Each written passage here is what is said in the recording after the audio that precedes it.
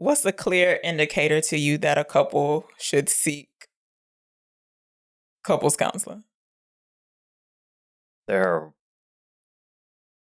not enough couples counselors to handle the workload, I feel like. That's not what I It's just asked you. people don't go. That's not what I asked you at all. I think all of them should go. I feel like I rarely see a couple that couldn't benefit from counseling. Okay. But could you answer my question? I've never thought to define the parameters of observing a couple. I mean, everybody presents their own unique set of circumstances, so. Welcome to Black and White Movie Night. Oh, no, what do you think? You have a set regiment of, something that sets off an alarm for you that you're like, they need a counselor? One basic one is if you're arguing more than you're talking. Okay. That's it. I just meant something generalized. You getting all... So as long as they're not arguing... No, that's not what I said at all. Smack his woman just like Dean. as much as possible. Just like Dean, twisting her words. You don't even know what you're saying. Yes, I do. You were just about to say, oh, that's the only reason somebody should go to counseling, which is not at all what I said. I said one example would be... I want to see a counselor. I gotta cut that out. It ain't attached to nothing. Now that you've heard one generalized example, do you have one to give that is a clear indicator that counseling should be sought out? I'm going to counter with... Oh my God. What? Do you think that they would have been able to save their relationship if they went to counseling? If they had started earlier, yeah. Maybe. But I don't know. I bet she didn't want to hear any third-party opinions about stuff. Okay. Probably. Black and white.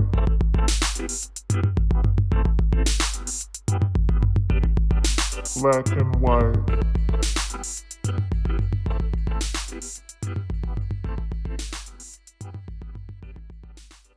Welcome to Black and White Movie Night. I'm Black.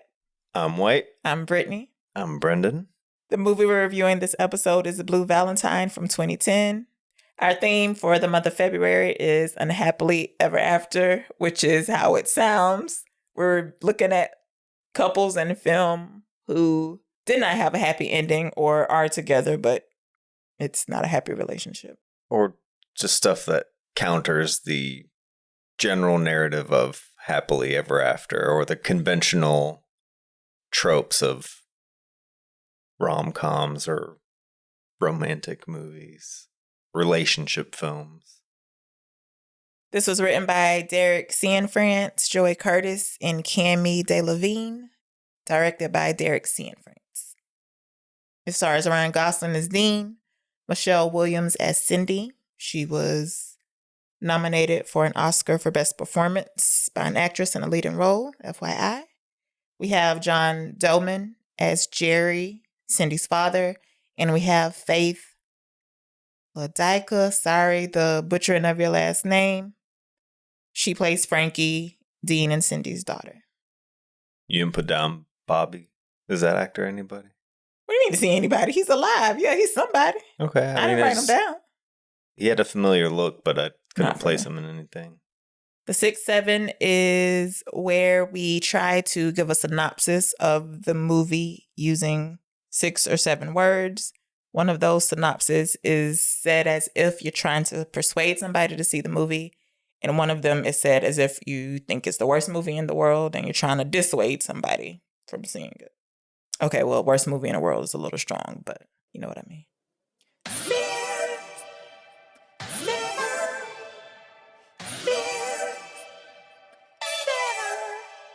Go ahead. What's your good? 6, 7? Or bad? Whatever. It's up to you. The title says it all. Oh, that's only 5.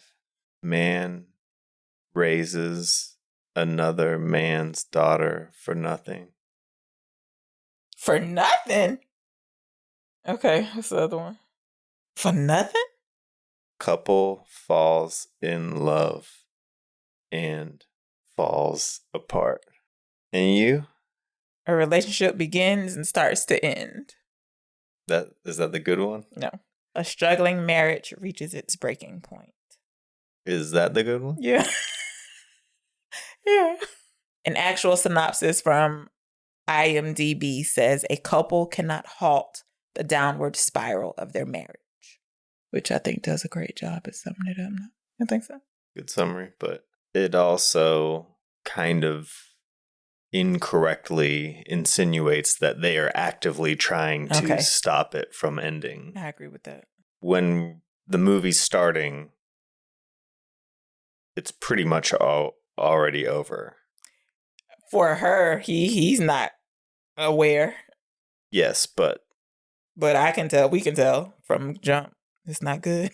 Yeah, the only thing that changes is the finality of it is crystallized for him and manifested for her. Like, love, hate, can't believe. One thing you like, one thing you love, one thing you hate, and one thing you can't believe. This is my pick, so I go first. I like the structure of the story. So as Brendan said, once it starts, or when it starts, we're seeing the end of their relationship in real time, and we get their beginning through flashbacks.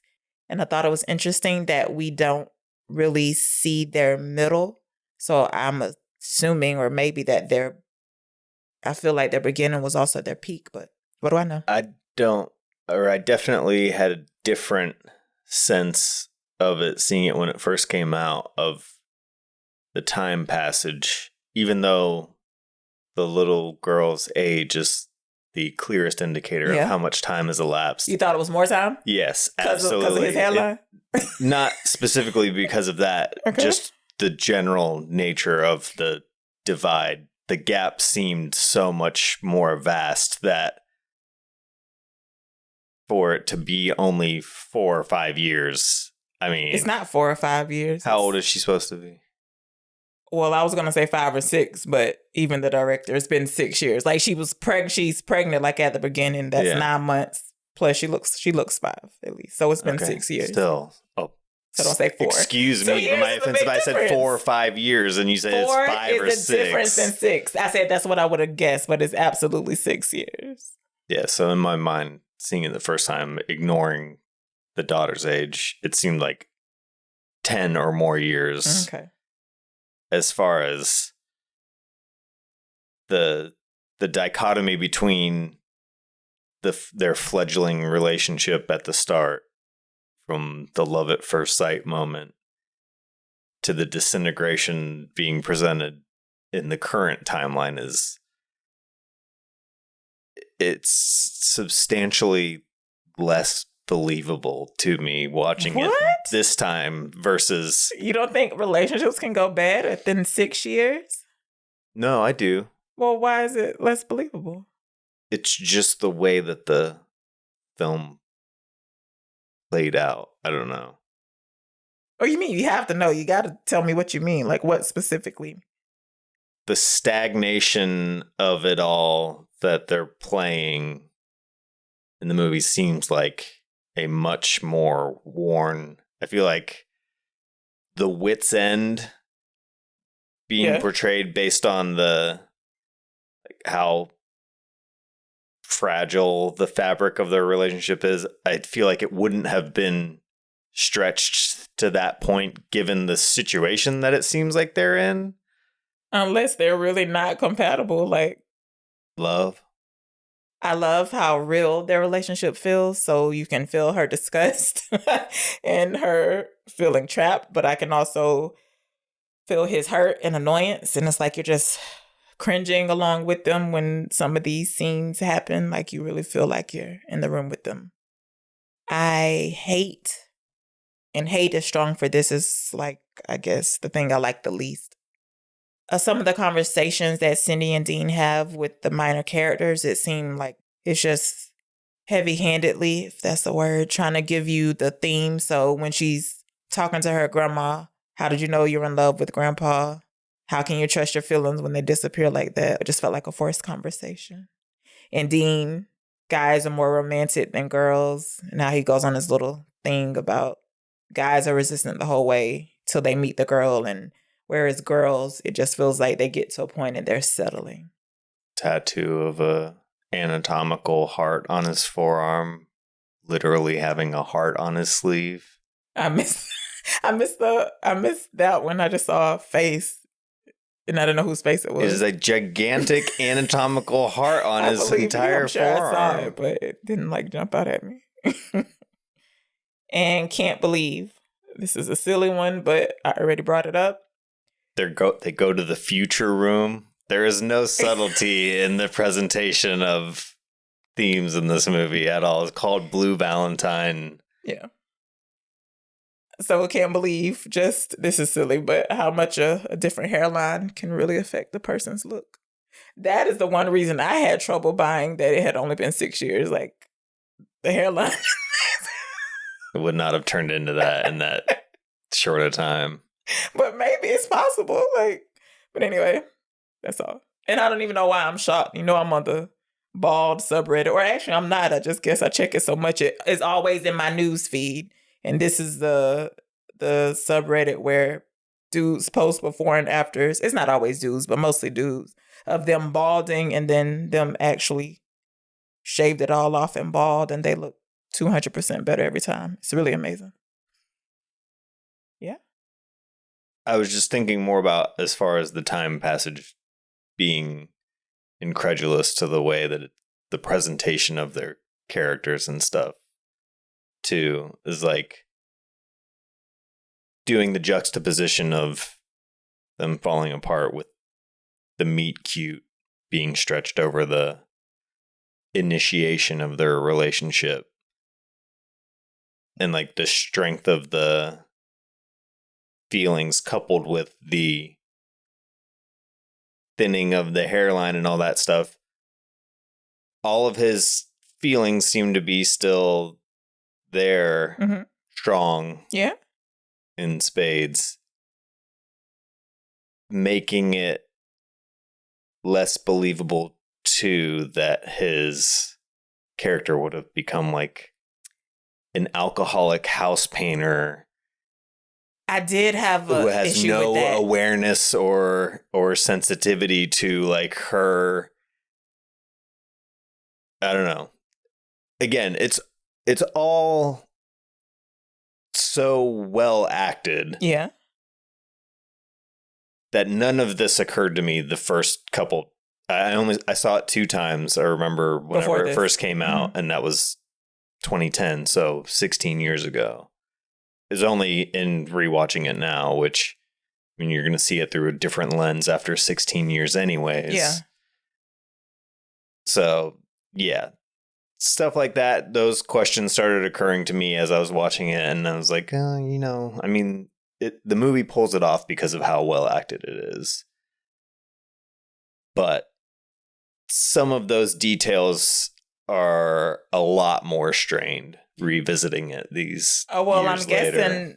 that since he mentions or that he never wanted to be somebody's husband or a father, even though he seems to really enjoy being Frankie's dad, maybe some part of him is I can't.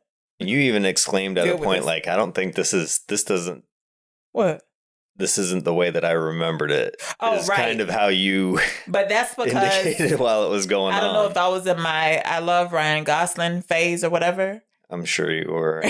Well, actually, that is why I watched this. I wouldn't think you would have even seen this if you weren't a big. So in acting class in LA, I don't know who was doing the scene. I don't remember anybody's name, but she had mentioned something about Lars and the Real Girl, which I didn't know at all either. So I was like, just let me look at whatever other movies he's been in, because I'm sure at that time I had seen nothing but The Notebook. What year was The Notebook?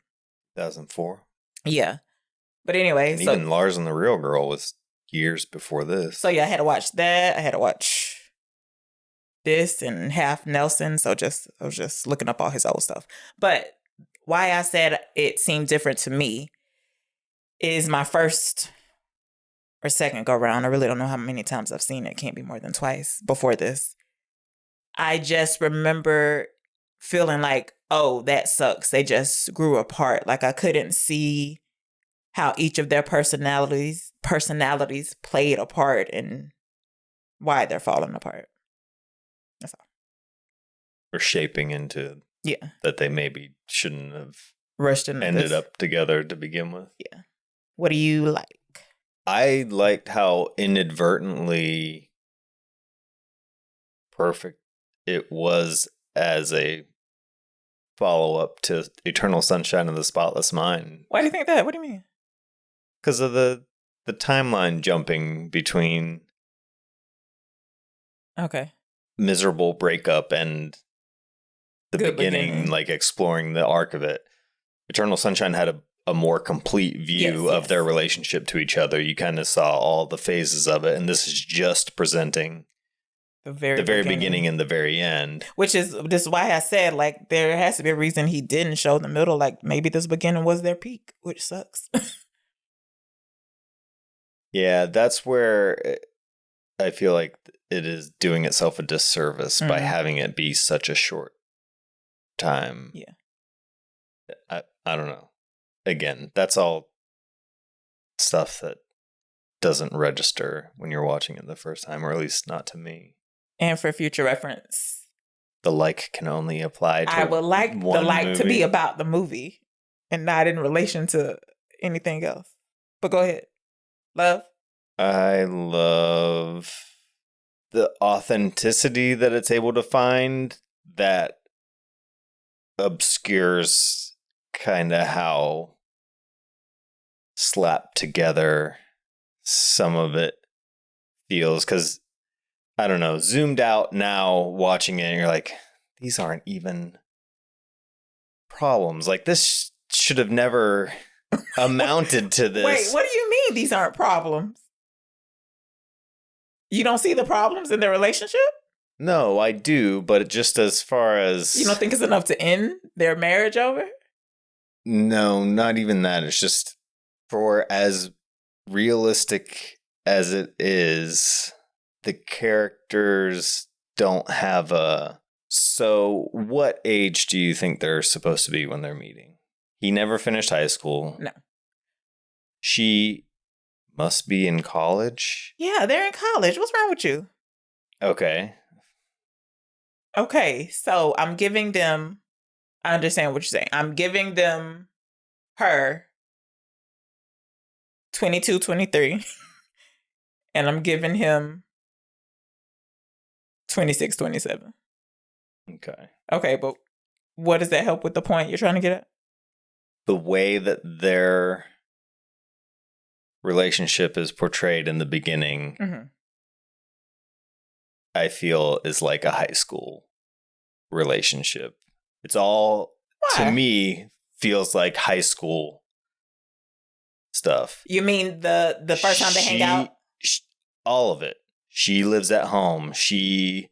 Because she's going to college and it saves money. Yes, but showing her like waiting outside of wrestling practice. Okay, now you're on Bobby. In the halls of the school and all of that stuff. Okay, but what does it have to do with slap together? I don't know what you meant by slap together. This is a whole new point. Yes, because at that age, this is like having unprotected sex if she's 22 and she's trying to be a doctor and so what? All People that stuff, can't fuck up. But then they're portraying her as like a sheepish, like teenage girl. I feel like is the presentation, and he sheepish. She shows up in a wheelchair, like she's fucking handicapped. She said she was doing research. She has like a handicapped worldview, and he's like, "Why you have to act like such a freak all the time?" They're in college. Like you have a more adult mentality at that age if you're giving them 22. So look at you, all responsible and got your life together at 22. And he shows up with his boys at his place of work to beat him up. Okay, yes, because of dating immature like and childish. Okay, not high school though. Yes, so that's it. Again, Was this was love? Oh, I'm still confused. no, but for as trying to As realistic as it was. to be like an adult movie about Okay. adult things, Okay, and yes. it is showing like a teenage fantasy romance kind of idea of them coming together. Okay. It would have been more appropriate if it had been like a high school sweethearts kind of, they met like that. But it being like Okay. he's working a real job and fucking lugging furniture around New York, and I don't know. It has a romanticized portrayal of all that, and it's done well. But now watching it as an adult, all that stuff is like, okay, well, you could have been like, you're dating a guy, you have plans and ambitions of going to medical school, but you're having unprotected sex in his dorm room at college. I don't know. It's just, I don't think Stuff one like that. negates the other. You can be irresponsible in the moment and still want to go to med school. yeah, and it's, I don't know, just a lot of stuff registered differently watching it this time. So I love the performances. They're great. A caliber. Hate.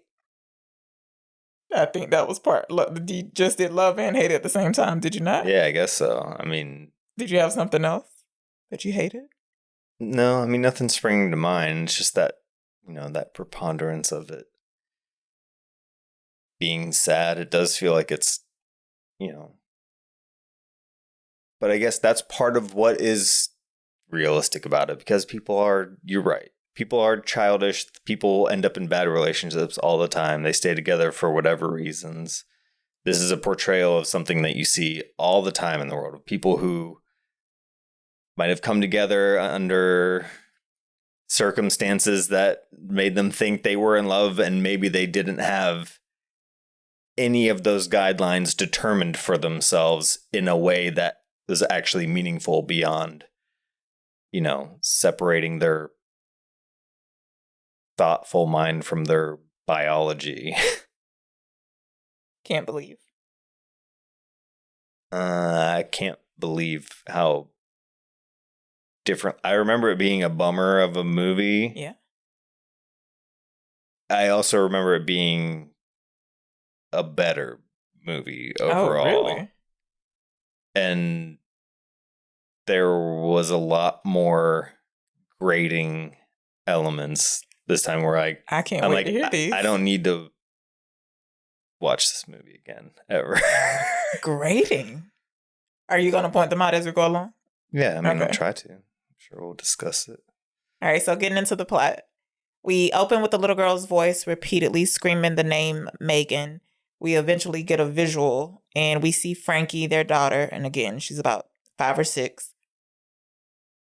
She's outside, so we know she's looking for a pet of some kind. She crawls through the pet door into the living room, wakes up her dad, who is asleep in the living room on a recliner. And he already has paint on his hands. They both go back outside, and he looks around and he sees that the gate is open. Back inside, Dean and Frankie jump on the bed and wake up Cindy, and she really is not having it, like not in a playful mood at all. Yeah, he's waking up on the chair like Right. we don't really know what's going on yet, but like he slept the night Mhm. there. Mhm. He passed out there. We don't know that. Cindy says it's too early, but They're saying, "We're tigers. We're tigers." And They they're keep making fucking with her. cat noises. Yeah. And there's nothing more instantly infuriating then being woken up. than somebody waking you up whenever you're tired. Okay. I think that people can, it's an easy, very easy thing to go from. Especially if it's for no reason. Yeah. Like, what are you doing? We get Dean and Frankie at the kitchen table. Dean's playing with the piano, but what is this little blow tube thing he has going on? What is that? Do you know? Do you even know what I'm talking about? I know exactly what you're talking about. I feel like I could have come up with the name of it when we were watching it, and now it's escaping me. But what does it do? Guitar? I don't remember. It's I've never seen that. What does it do? like a jaw harp thing. You blow into it. And that presses the keys? No, it works in tandem. I don't know. I'm gonna say that. I don't know. How about that? We see Cindy. I feel like I led with that I didn't know. I didn't hear that, I guess. No, you said, I guess I could have came up with the name for this. You didn't say you didn't know what it... Anyway, we see Cindy. She's dressed for work, and she's hurriedly going about the house. She's making Frankie breakfast. She sets it down in front of her. And again, Frankie is at the kitchen table with Dean. And the baby takes a spoonful. She was like, it's nasty. And Dean asked Cindy how she made the oatmeal. She's like, it's instant oatmeal. You just add hot water. He's like, no, you got to let it soak. So he tells Frankie to at least eat the raisins. So he spoons the raisins out of the bowl onto the kitchen table. On the table. And this is when you see a big deal, an issue for her, because she's like, I don't want to have to clean up after 2 kids. And that's not the first time she calls him, or that this won't be the only time she calls him a kid. So I was like, oh, this isn't good. And she tells Frankie to act like a big girl and use a spoon. And then we hear him say, yeah, you're a big girl now, sweetheart, so don't have fun. It's like, oh, no. So anyway, they're eating the raisins off of the table like leopards, he says. Cindy gets Frankie dressed for school. They're getting in the car. Dean is telling Frankie how much he loves her, but there's no goodbye between Cindy and Dean. He tells Cindy to put her seatbelt on. She was like, I got it. She's like, you're supposed to buckle up before you put the car in motion. Apparently, she's somebody who likes to put the car in motion first. We see him get upset about somebody who's speeding through the neighborhood. Flicks a lit cigarette at their vehicle. We get Cindy at work. She's making copies of a missing dog flyer. She works at maybe a OBGYN. She's doing a sonogram.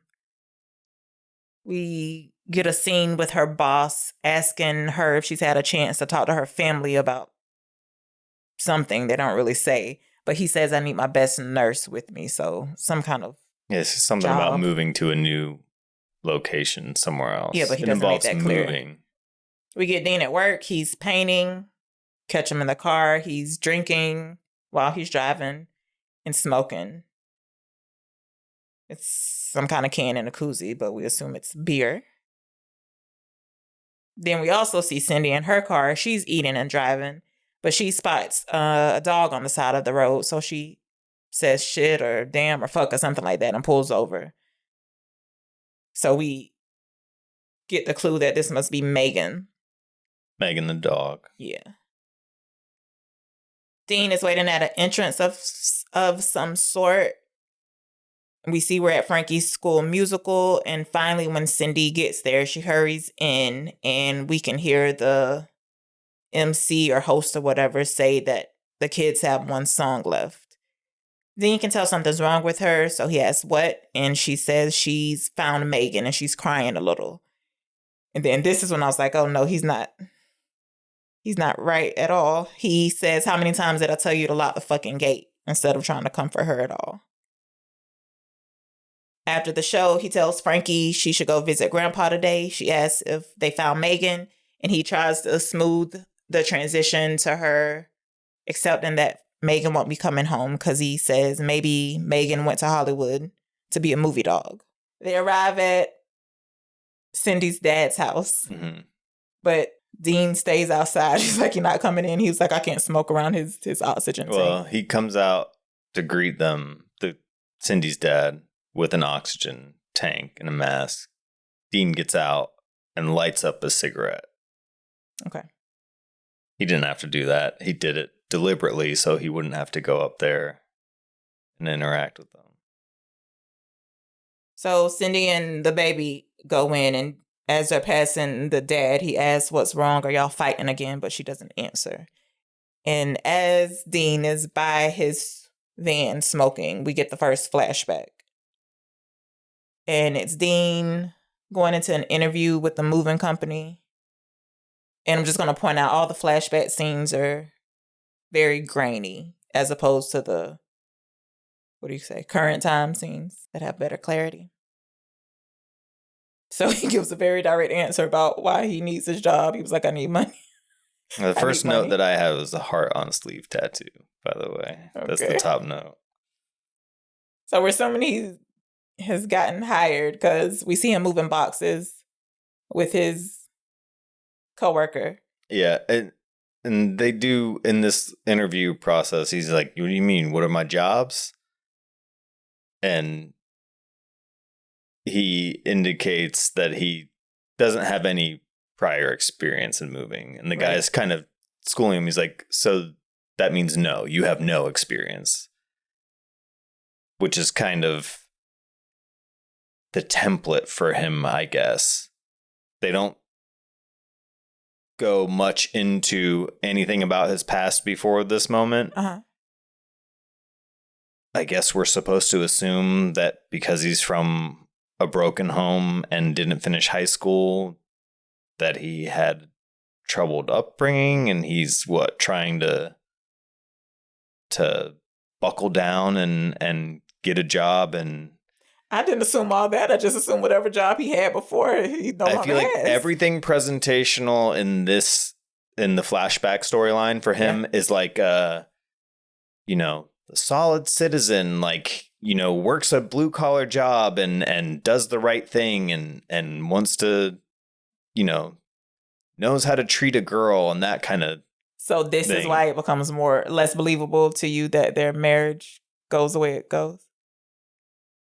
Yes, because it seems like there is an active. He's admitting, like, I don't know, but I can do it. Like, I have that up by the bootstraps kind of mentality. Like, I see that. Hard work and doing that kind of stuff pays off, but apparently not. It's because then they just put him.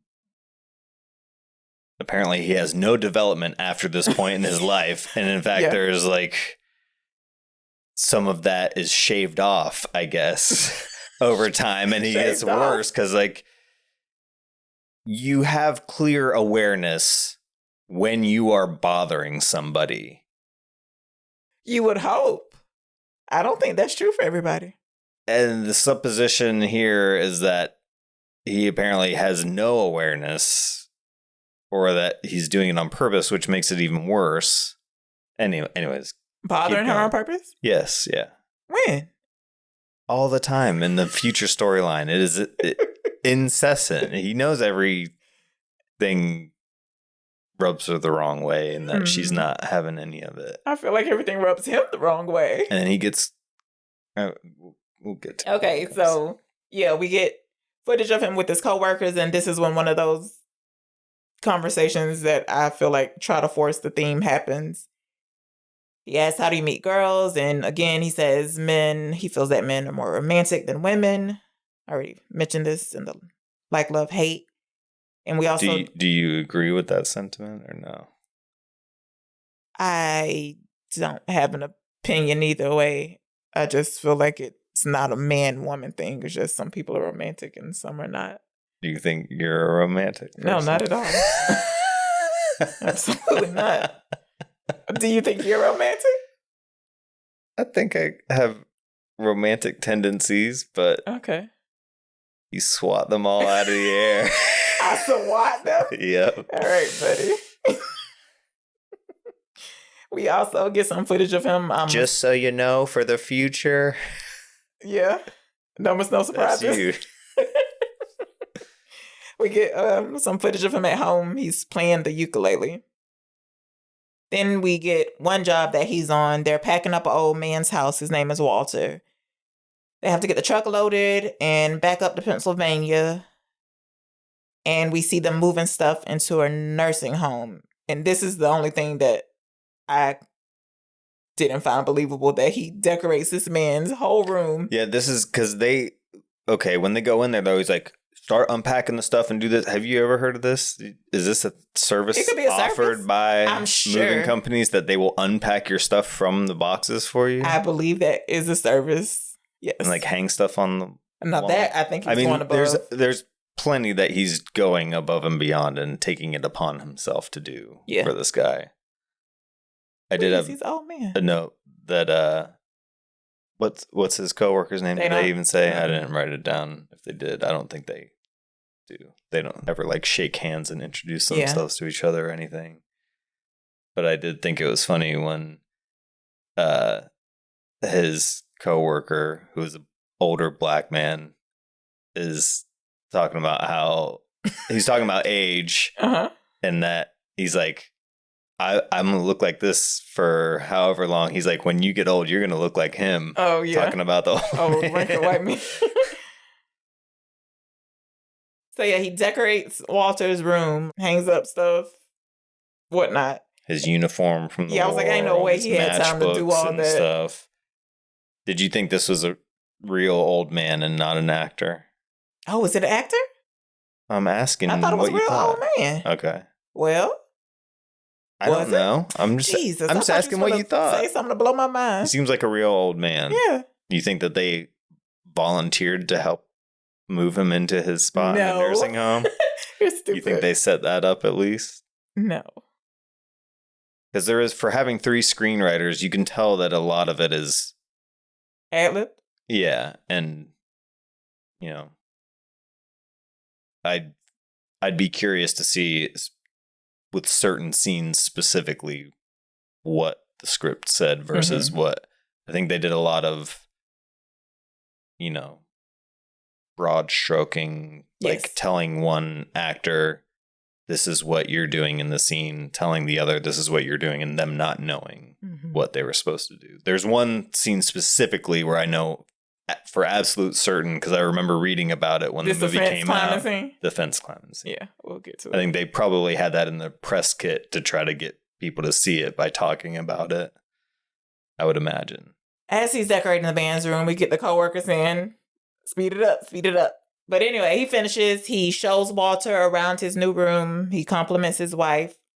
And the boss has came in the meantime. I don't know why the boss is also there putting out the money. It's strange. He puts out his share of the cut onto the dresser. So as Dean is leaving the room, he's picking it up and he's looking at something across the hall. And then we jump back to present day.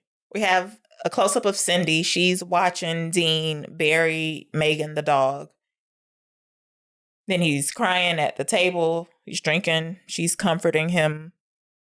He starts watching an old video of him and Frankie getting the doghouse situated. So this was back when, I guess, Megan first came into their lives. Cindy is cleaning up the house. She reminds him to take the trash out. Okay. Okay. Again, the passage of time here. Frankie is old enough and still talking. So this is what, a year ago? A year and a half ago? If she's 5? 2 years, maybe?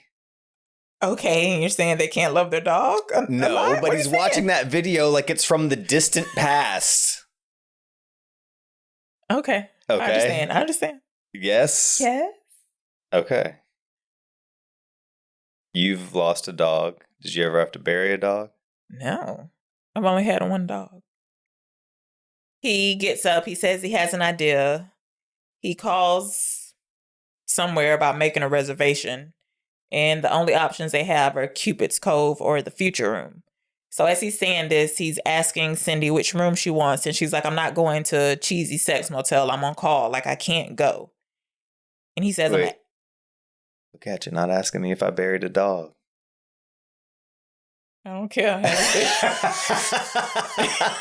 Have you buried a dog? Yeah, more than one. More than one. Was it yours or your father's? His. Both of them were. But you volunteered to bury it? Well, no, one I had to bury while he was out of town. Horrible.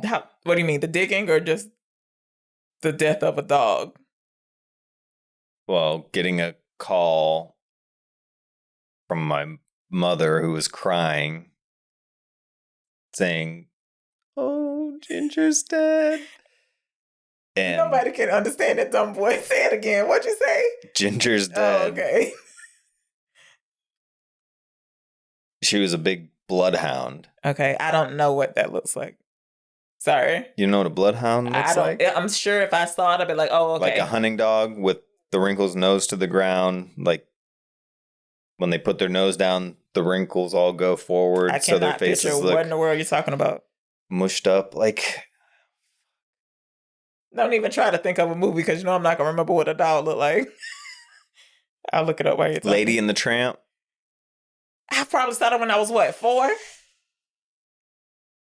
I'll look it I up. don't even What know if about that's it? the right movie or not.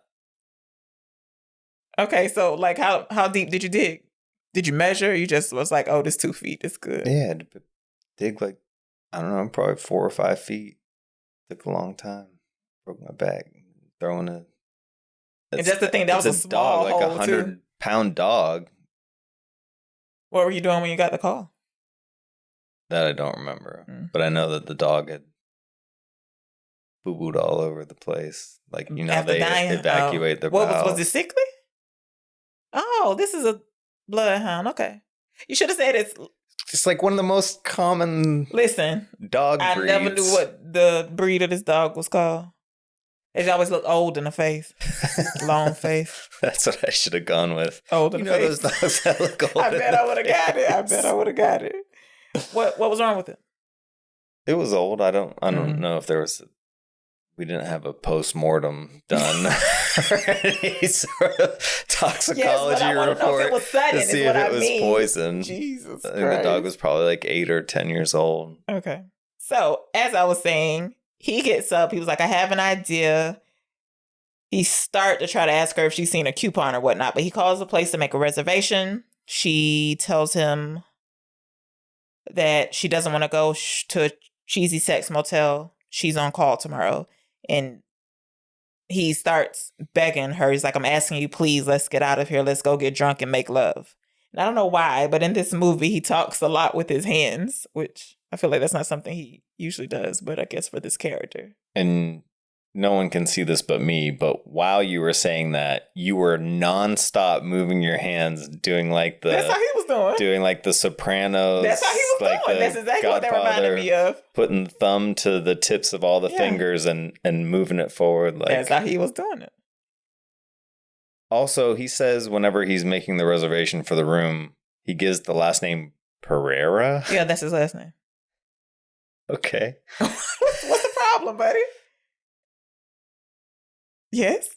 Nothing. That's all. Again, I thought she it was says, a strange choice of last name for the character. She says, I don't want to get in the car at 7:30 and have to drive 2 hours, like if I get called in. And then this was the next red flag for me. I was like, damn, he's really not listening to this lady at all. Like, she really does not want to go. Anyway, he makes a reservation. He picks the future room instead of Cupid's Cove, and he tells her to pack her bags. And that's another thing, too. They have a coupon for this sex motel. Like, Stop calling it a sex motel. That's what they call it. That's what she calls it. But, like, what is a sex motel? Like, do they have... Can it just be a themed room motel? Do these things still exist? Do they exist in Vegas? I don't know. I've never been to Vegas. But when did the coupon come in? Like, how long? Why does this that matter? Is, again, trying to be like, they treating it like the arc of a, I don't know, 10 plus years. I don't know. I think just because we've been together 6 years and haven't deteriorated is clouding your view. The timeline should have been changed. The change should have been moved differently. It's just not. Yeah, but you can at least agree that things can go bad in 6 years. Yes. Say yes. Just say yes. Yes. Okay. I agree. Okay. But what I'm saying is the way that this movie is treating it. Okay, what should it have looked like in 6 years? I don't know. It might as well have been 5 months ago from what? Comparatively. You're just crazy. Keep going. So they stop at a liquor store en route to the hotel. Cindy is inside picking up some things, and some man recognizes her, and they say hello. His name is Bobby. And they sort of walk along together while they're pushing their carts. We get another quick shot of Dean at the gas pump filling up the van. The man in the store is asking how she's been. She says, I'm married. I have kids. He was like, lucky guy. Have you been faithful to him? And she's taken aback at first. She was like, what a weird question to ask somebody. And this is, to your point, it's only been 6 years. Like, y'all still recognize each other. They're acting like they haven't seen each other in 15 years at least. So I will give you that for this scene. And she was like, yes, of course I've been faithful. So we don't see them saying goodbye, but we see her hurrying out of the liquor store. She's like almost sprinting. And Dean is outside of the van smoking. And she's like, come on, let's go. So she's driving. He asks what she's thinking because he can tell something's up. And she was like, you'll never guess who I saw inside the store. And he starts guessing these. Does he guess celebrities? I don't even remember. But she was like, Bobby Ontario. And he's quiet for quite a while. Another bad last name. Yeah. And then he asked what he was doing there. Shopping. It's a place to shop. He was like, well, how they come? have Pennsylvania tags on their vehicle. So if they're in Pennsylvania, you can only get alcohol at state stores. Okay. So in a wider radius, there would be like only one location where you'd be able to go to get alcohol. So a little bit, but still. If they were together in New York, Who? presumably. See, Dean and Cindy? Yeah. What do you mean they're together in New York? No, they're in Pennsylvania. When they meet. Her grandma's nursing home and Walt's nursing home is in Pennsylvania. They did an out-of-state move for Walt. Okay. What's your question? Well, he says he lives in Brooklyn. The moving company is in New York. I just said they did a out-of-state move. But yes, it does appear that they have settled in Pennsylvania, probably because she needed help with a baby if they're both working. He says, how come you're just telling me now? She didn't have time to answer, I don't think, because he's like, did you talk to him? Yeah. Hi, bye. How are you? Oh, she was like, he asked how I was. He was like, and you told him? I was like, well, what's she supposed to do? Just walk the fuck off? So we don't know what's going on with Bobby, but something's not right. Then I guess to ease the tension that she think exists, she's like, I wish you would have seen him. You wouldn't feel so bad. He was fat, which he most definitely wasn't. He was still in shape. And he was like, why the fuck would I care that he's fat? Like, why are you telling me that? He's a loser. He was like, what does it have to do with me? She's like, I'm sorry. I'm nervous. I feel like I said the wrong thing. I feel like I shouldn't have said anything. Oh, so now you think it's an option not to tell me. So everything she says, he has a problem with how she approached it. She grabs his hand and says she's sorry, but he eventually moves his hand away from hers. She pulls over and says she has to pee. She runs into the woods or, I don't know, a little grassy area, and she leans against a tree and breathes. She's trying to collect herself. She clearly did not have to pee. Having an anxiety attack. So we get a flashback of her at college. She's in a wheelchair, rolling across the campus, and she stops in front of some double doors, and inside we can tell that there's a wrestling practice going on. So the dude we just saw in the liquor mart, Bobby, he comes out. He's all sweaty. He's in his wrestling uniform, and they're kissing heavily. It looks so gross. Yeah, and this is another thing too. Like, how did he know she was out there? He gets up and leaves in the middle of practice. I feel like this is something they do all the time because he looked toward that window, and you can see her looking above. And the way it's situated, like there's a ramp, so her head is visible through the transom of the door. So yeah, they're making out nasty style. He was like, why are you in a wheelchair? She's like, it's for research. And like you mentioned, he says, why you got to be a weirdo all the time? He asked her to come over. She says she has to go see her grandma. Freak.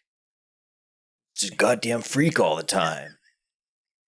Did that line bother you? Why did that bother you so? The way he said it? No, it didn't bother me, but it sets the tone, I guess, for I don't know. This is another thing that bothered me more about it this time is just how easy the lines of the stereotypes of their characters are drawn. And again, it's acted so well, but it's like she's used to being, I don't know, talked down to and controlled, and they show the troubled household that she grew up in, and she's explaining like, what is it? They do have a flashback to her as a little girl, and like the mother and father. She's not little though. She looks like college age. When that flashback, you mean when he flips the plate? Yeah, she's not little at all. We're supposed to eat this trash, or what does he say? I don't know. We'll I don't get think to I wrote it down. But what about that? Why'd you bring that up? Oh, you're just showing the troubled household? Yes, like for how well acted it is like that is a very simplistic characterization. And again, done beautifully by Michelle Williams, but I don't know. It seemed so reductive. Okay. It doesn't. As in, she should have cussed at him when he called her weirdo or freak?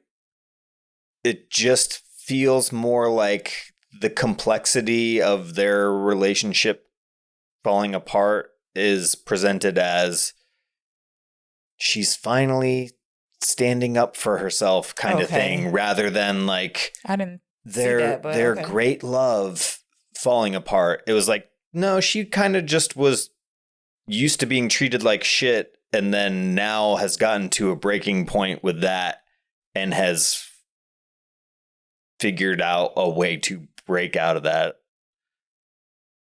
It's really only an arc experience. She's the only character that has an arc that is experienced in the movie, and it leaves wreckage. But by the end, the stereotyping and the way that Dean is portrayed as like the stagnant, doesn't grow, and is in this suspended animation phase where as soon as they are married and that's finalized, that is his homeostasis from then on, apparently. And yeah, I don't know. Go on. She says she has to go see her grandma. Then we get footage of her rolling her grandma into her mom's house. Yeah. So it goes wheelchair to wheelchair. Yes. She's in the wheelchair. And then yes, I noticed the little subtle transitions that I appreciate. Oh, did you? Okay, because you didn't make mention of it. I feel like I always point that out as a like in other films, so I decided to not mention it this time. But yes, a lot of the transitions are thoughtful. So she's rolling her grandma into her parents' house, and they're at the kitchen table talking, and here's one of the voiceovers that I don't like. Like I said, too heavy-handed. She asked the grandma, what did it feel like when you fell in love with grandpa? She was like, I don't even know that I really I've ever been in love. She was like, even with grandpa? No, he didn't have any regard for me as a person. You got to be careful with that. I roll. Yes, and then to making it like it's generational in her family to be treated poorly by men. Cindy's talking to her grandma, but she's like, I don't ever want to be like my parents. They must have loved each other once. Did they just get it all out of the way before they had me? So this is where we get the flashback of Cindy, the grandma, the mom, and the dad are at the dinner table, and the mom's putting dinner on her dad's plate, and he's upset for no fucking reason. It was meatloaf, although it had brown sauce. You don't like brown sauce? I don't know. He was like, we're supposed to eat this garbage. And she says, I'm sorry, you want me to make you some eggs? No, I want you to enjoy your goddamn dinner. And he sort of tosses his plate or slams his fist and the plate flies. Jesus Christ. Yeah. What is the problem? Again, stuff can taste different than it looks, but it did look like a big lump of shit. It did not. It didn't look like an appetizing looking meatloaf. It looked just because it had brown sauce. Anyway, it wasn't enough for him to act like that. I tell you that much. Cook it your fucking self. I'm not justifying what he said. I just acknowledging it does not look like shit. Was not meant. It was by design, not aesthetically pleasing looking food. That does not justify the behavior at all. Okay. And I mean, you talking about meatloaf with brown sauce? You never seen what? No, I'm just talking about my dad not being appreciative of my mom's cooking growing up. You said you've never seen that? You said you've never seen your dad not be appreciative of your mom's cooking? No, I've seen him be just like that and be like, and toss the plate? Not toss the plate, but he said you expect us to eat this? He said that? Yeah, give me an example. Or like make himself other food to eat or something different and not eating the dinner that was cooked. I mean, just I would hate to have, like, if I'm not a stay-at-home wife, I don't know, I'm not going to ask you every fucking day, like, what do you want for dinner? We make a grocery list and go shopping ahead of time. So if there's something you fucking want or don't want, you need to make that shit known. And like my grandma, my paternal grandmother, so my dad's mom, she was the stereotypical, like the epitome of the Leave It to Beaver kind of homemaker. The dinner ready, the dishes washed, the apron, like wearing an apron and baking stuff, all of the traditional like gender roles. Like she hit all that to a T, doing the decorations for everything. And it even extended into like when we would go back home to visit, yes. To Pennsylvania, might I add. Yeah. No, we lived in Pennsylvania. Oh, I thought you meant here. I thought you meant you had moved to Florida and you were going back to Pennsylvania to visit. But okay. No, my grandparents all lived in Ohio. Okay. So when we lived in Pennsylvania, we would go back there to visit. They lived in the same city. Okay. But it was always the like, we'll go to my dad's mom's to eat. And always being diminutive about my mom's cooking. You guys, your siblings would? No, but I mean, you don't have a mentality for that as a kid. Yeah, so but what do you mean? What would y'all say? No, it's not what we would say. It would be him dictating the terms of we're eating here, not there. Oh, okay. Kind of stuff. That was just always a point of tension. And you noticed it? Yeah, absolutely. I don't know. I guess it would if I had spent all day cooking and you got up and made yourself something else. Like, I'm sure that would bother me. But I mean, if it kept happening, I'd be like, fuck you. I would just stop. I would just make the meal smaller. Like, fuck you. I don't know. Ooh, strange behavior. But also going into that too of being even whenever my dad was in high school and he would go out and stay out late. Yeah. My grandma would stay up till he got home and he would come home from being at parties and stuff and she would make him a sandwich or something. Okay, well. So he was doting on. He was. Okay, so this is I don't know all of the dimensions of it, but I think he was a mama's boy big time to a large degree. So we get voiceover still. I forget what they're showing, but she's like, how are you supposed to trust your feelings when they can just disappear like that? And the grandma was like, you just got to try or something of the sort. Next, we get Cindy. She's in Bobby's room and he's hitting it from the back. Felt like a realistic sex scene. Like it wasn't a romanticized, cute moment that's usually in a Hollywood film. It looked like college people fucking. They're bouncing. You can hear noises. They don't, as evidenced by the scene outside the wrestling practice room. What? Do they seem like they're a happy couple or in love at all? I didn't get in love, no. But nobody's arguing that they said they're in love. What are you saying? They can't fuck because they're not in love? What are you saying? No, I'm just saying they're obviously in a relationship of some sort. She's asking the grandma about love, and you don't see any thing evidence between them. Okay. And it doesn't seem like they seem to be in a relationship. Yeah. They're not just fucking. Yeah. You get in a relationship with someone you don't like?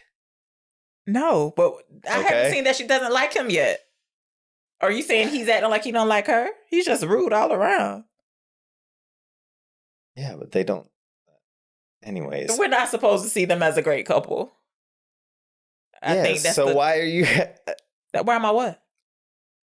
I don't know. It seems like you're fighting me on the idea that they don't...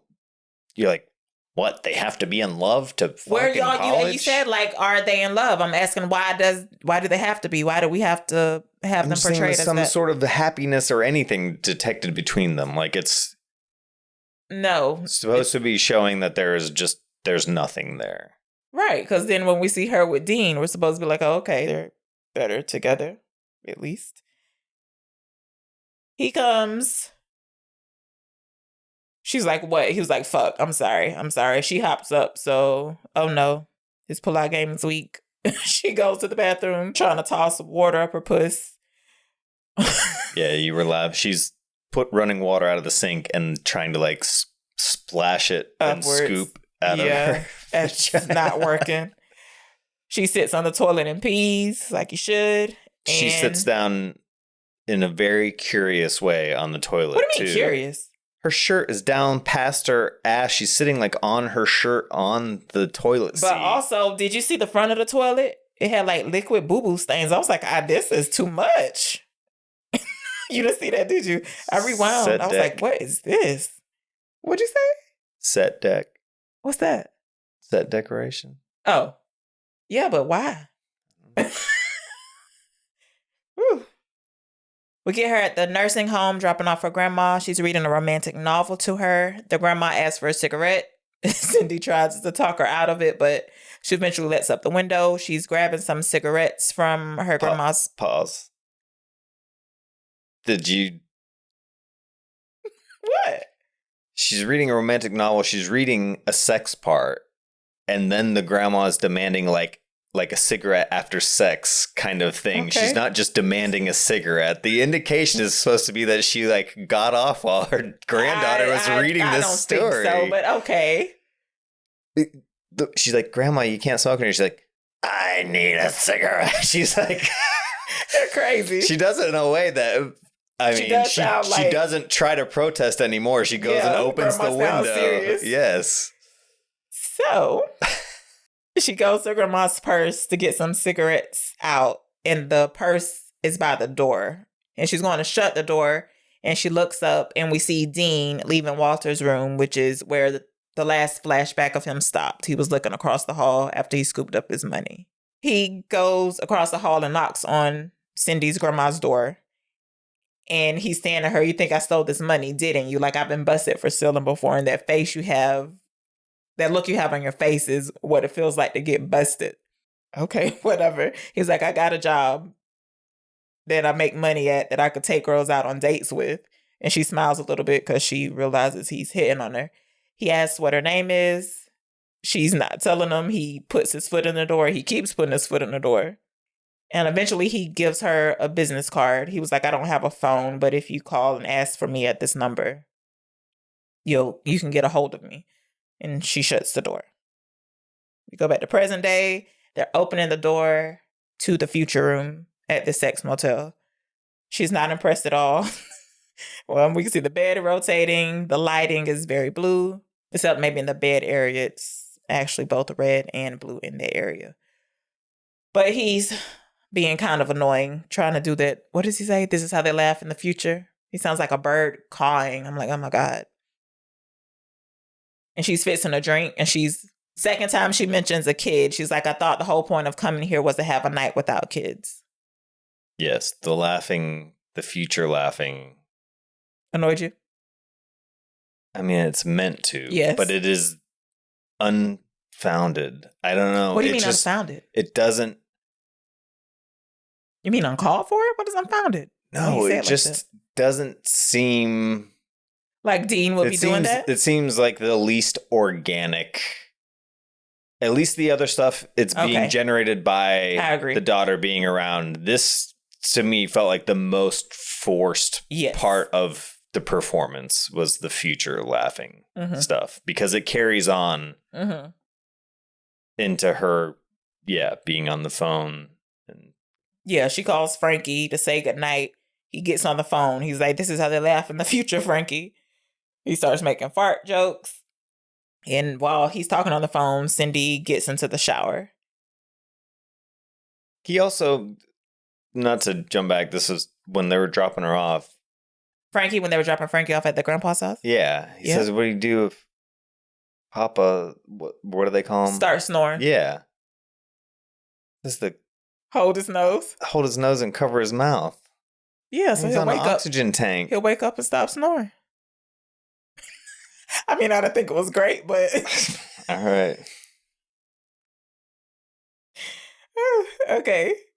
Cindy's in the shower. He comes in and says, what are you doing? She was like, what does it look like? And here he's acting. Now this is where he's acting young. I don't know. He's blushing a lot when he says getting all wet and naked. I was like, dang, he must ain't seen her naked since they wed tonight. But surely not, but still. And there is also a thing here too of like, even in relationships or, open, there is kind of a presumptive thing in polite society, or maybe it's something just culturally in America where like the bathroom is kind of considered your private time. Depending on your relationship, yes. Depending on what's going on, like it is almost like a retreat or considered kind of like Okay. sacrosanct kind of. Well, I feel like there's a difference between being in the bathroom and being on the toilet, because I come in when you're in the shower all the time. Yeah, but there is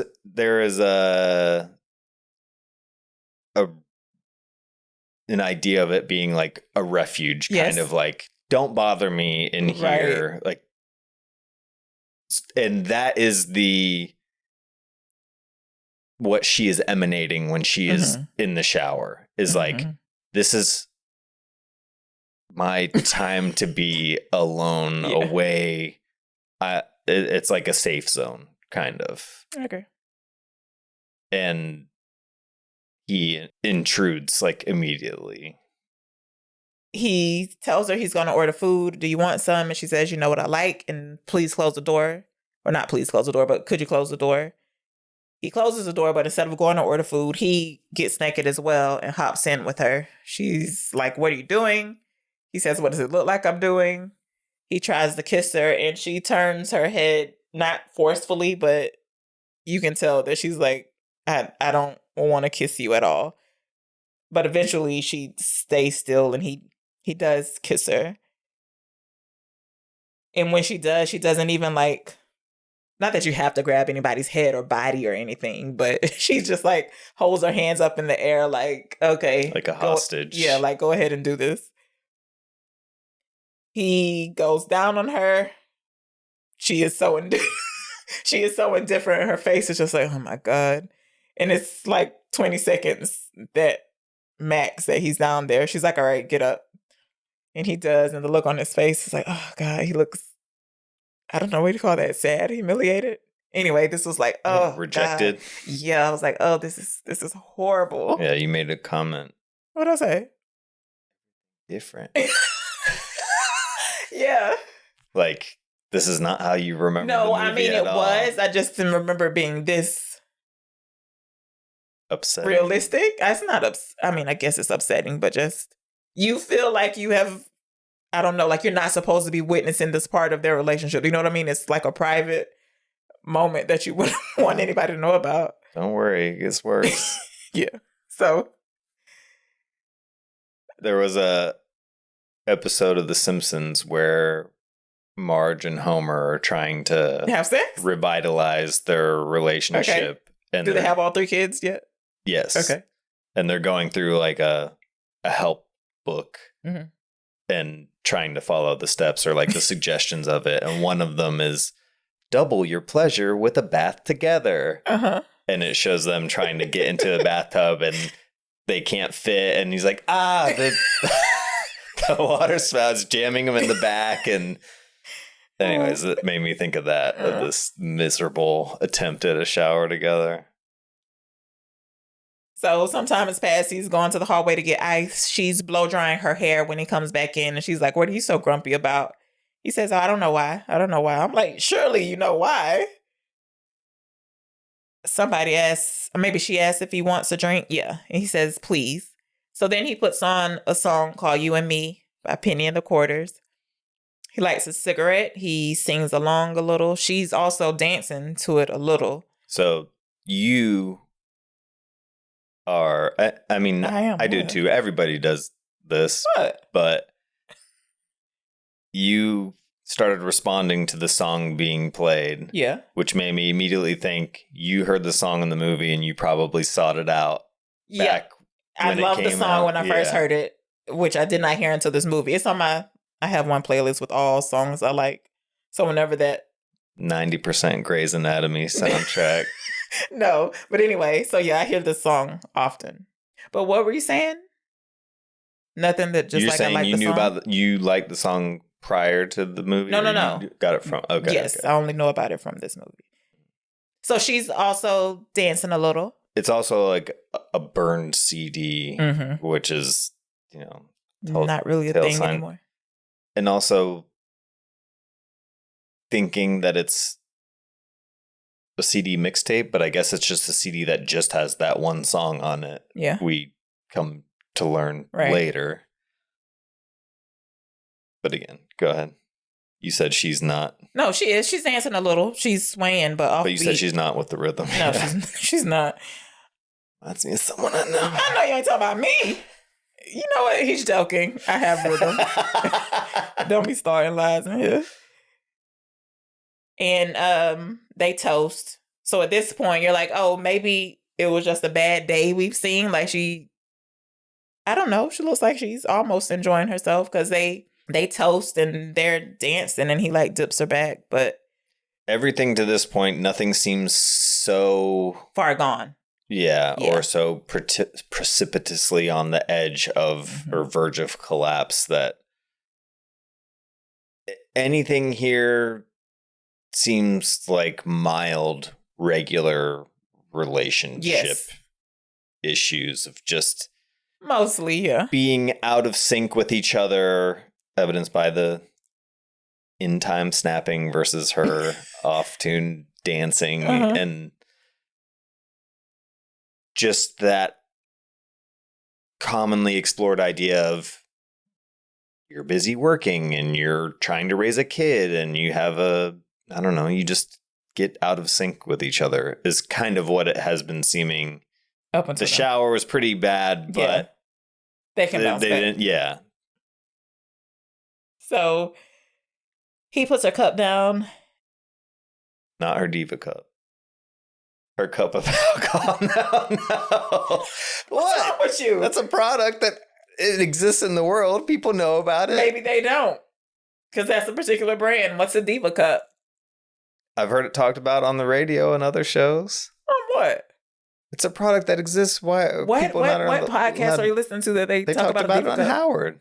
Really? Yeah. Who has a diva cup on Howard? They got female staff members. And they were talking about diva cups. Yeah. Anyway, people, it's an alternative to pads and tampons. It's a menstrual cup. It's a silicone menstrual cup? Internal cup. Okay. He pulls her closer for a proper dance. And like I said, he tilts her back and she's smiling. So we were like, okay, they're okay. Then we were like that? Or we as an audience? Me and you just said they're not too far gone. Flashback, she's taking her grandma into the house again.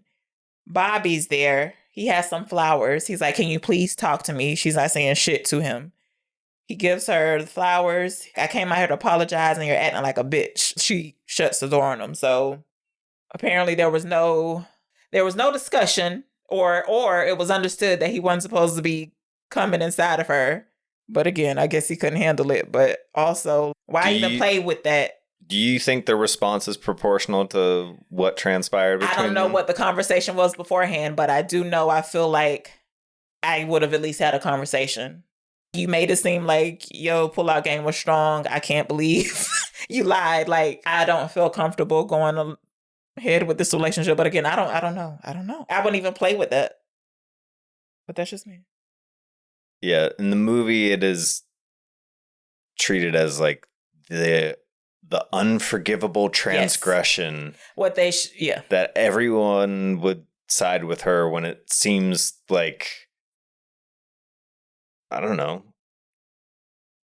I'm not saying I'm more on Bobby's side. He's not treating her great, but it is. I feel like that would be an understandable fuck up. It's more understandable his vantage point of being like, this isn't that big of a deal. This is something that could be figured out, a figure outable. I don't know, but they also didn't show any like we're done or any like fight or falling out between them. I guess we're just supposed to take it at face value. And if we would have had a pregnancy test before this scene, then I'd be like, oh, I see why she's so upset. But at this point, it's just like he came inside her and wasn't supposed to. Yeah, and she wasn't even like, how dare you or anything afterwards. She just ran and was scooping water. I don't know. She's gonna be some doctor. What? Nothing. There was a movie called Cabin Fever. It's a horror movie where something gets in the water. They all get diseased from it. Okay. Because they swim in it? It's just, it doesn't matter. Okay, all right. One of the characters ends up having sex with like one of the hot girl characters who he doesn't know, but just in case, afterwards he runs to the bathroom and starts dumping Listerine on his penis, thinking that would prevent. Does it not burn him? I'm asking in the movie, does it burn? That is played as a gag versus this her scooping water, and then our takeaway from that scene is like, burn in hell, Bobby. I don't know. I don't know. That's one of the things that read more of like a misstep internally within the movie to me. Of just like, my mind had fortified this movie as a much stronger. But I did remember a lot of that. I had gotten confused with some of the details as it was coming back, and I was like, definitely surprised at how I've kind of recalibrated this movie in my mind now. We're still in a flashback scene, but now we're with Dean, and he's asking his coworkers if they believe in love at first sight, and he's saying how he felt like he knew Cindy just by laying eyes on her, but the dude is like, you really don't know her. Sage advice from an older man. He's saying, I think you need to get pussy. This mentalness will go away from you. Then he says, why don't you go back to the grandma and see where she lives? And he's like, oh, that's an idea. He doesn't say it in those words, but next we see him cleaning out the truck, and he finds a locket on the ground. So we see that we're going to assume that it belongs to Walter. So he's going to go back to the nursing home to give it to him. He also just travels carrying his ukulele. I thought that was strange. Do people just learn how to play it? Do that? Here's another thing too. Yes, he's not going out and taking ukulele lessons. He's being like an autodidact, learning how to play the ukulele himself. I mean, he says later about his dad being a musician and stuff, but he's not like, he taught me instruments or taught me anything like that. Okay, so what's your complaint about it? What are you saying? Of how he's not even trying to pursue that? What are you saying? No, just that he doesn't do the complete cessation of any growth whatsoever. And all of this is like the getting a job, trying to get a girl, and teaching yourself how to play an instrument. Like all of that is, I don't know. It just makes it more incongruous that in such a short period of time, everything, I can't remember. I guess I don't have anybody even to liken it to that just abandoned anything they had an interest in? Everything that they had. The only things we have seen is him playing a ukulele and being a mover. Like, has he really abandoned everything? The way that the movie treats it, yeah. There was no everything is what I'm getting at. He goes into the nursing home. But the room is empty. There's something on the bed, but you can tell that all of the stuff he hung up on the wall for Walter. Yeah, it's just like It's gone. sheets and stuff folded up on the bare mattress. So he goes across the hall to Cindy's grandma, and the door is ajar. He asks if she knows what happened to Walter. She was like, I don't know who that is. Remind me of you. Yeah. And he's about to leave and turns back around. He was like, may I ask what was the name of that girl who came to see you about a month ago? And she was like, Cindy. Pretty blonde. Yeah. So he has her name now, but that's all he has. So he's on the bus. I'm assuming that he would take from Philly back to New York. But anyway, Cindy gets on and he looks up and he sees her and I don't know, it looks like he has a look. And I would take this as a sign about something. I would be like, dang, this is a nice coincidence. Like, let me make my move. Well, I ran into her after I went 2 hours back to where I know her grandma lives, and knowing that she's probably in close proximity under the auspices of returning a locket to he was an actually old man. going to return it. That is a pretense that he used as an excuse to go back there. Look at you. You think that he was being altruistic about that? No, it was half and half. Okay.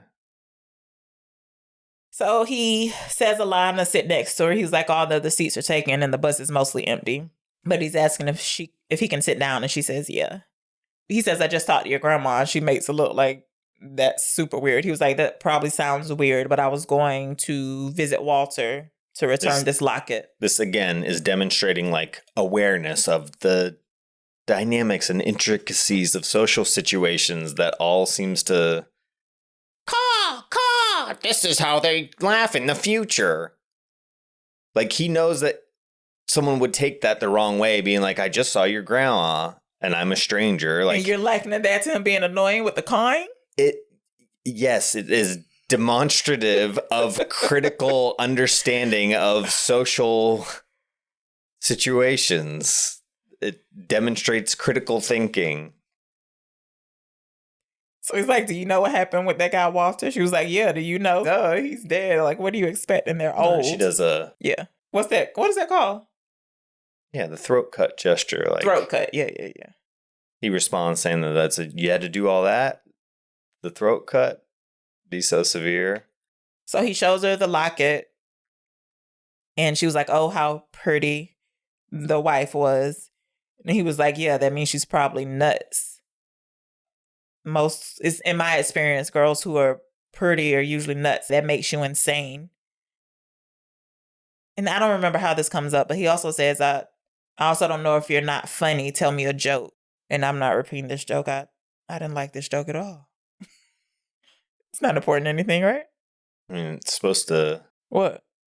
Show like a sixth sense of humor. Yes. Okay. You can say what the joke was about, at least. It's a child molester joke. There's a child molester and a boy are We don't need to tell the jokes. They saw the movie. It's a child molester joke. So they're hanging out. They might not dancing. have seen the movie. It doesn't matter. There's no point in the joke. You said it. She has a sixth sense of humor. Nothing else to be gained from the joke. They're hanging out. They're dancing. He's playing the ukulele while she tap dances. They're also in front of a wedding store. It's like fancy dresses and tuxedos. This is like the signature scene of the movie. This was the trailer. Was the template of it was set against this scene in its entirety. What song does he sing? You always heard the ones you love. And like I said, they're in front of a wedding dress store. Throughout this, or some point in this, he mentions, I'm never getting married. They're going around town. Eventually, he asks her what she's studying. She says, medicine. That happens before this tap dancing scene, but yes. Go back to present day. You... What? Know about You Only Hurt the Ones You Love. Some of the thinking behind that sentiment, where that comes about. I mean, I don't know specifically in relation to that song or the songwriter. What? But the idea of hurting the people that you love the most because what? You use up all of your energy. On outside people? Yeah. So I then see that. when all of your reserves are worn down after getting finally back home at the end of the day or to somebody else, you lash out at them because you've used up all of that good nature and goodwill and tolerance and patience with that makes sense. People who deserve the ire and the lashing out and the yelling at. And instead you end up telling the people who deserve to have that patience and understanding. You know, some people don't interact with many people at all throughout the day, so they only have one person to direct all of their stuff. I'm going to throw a pillow at your head.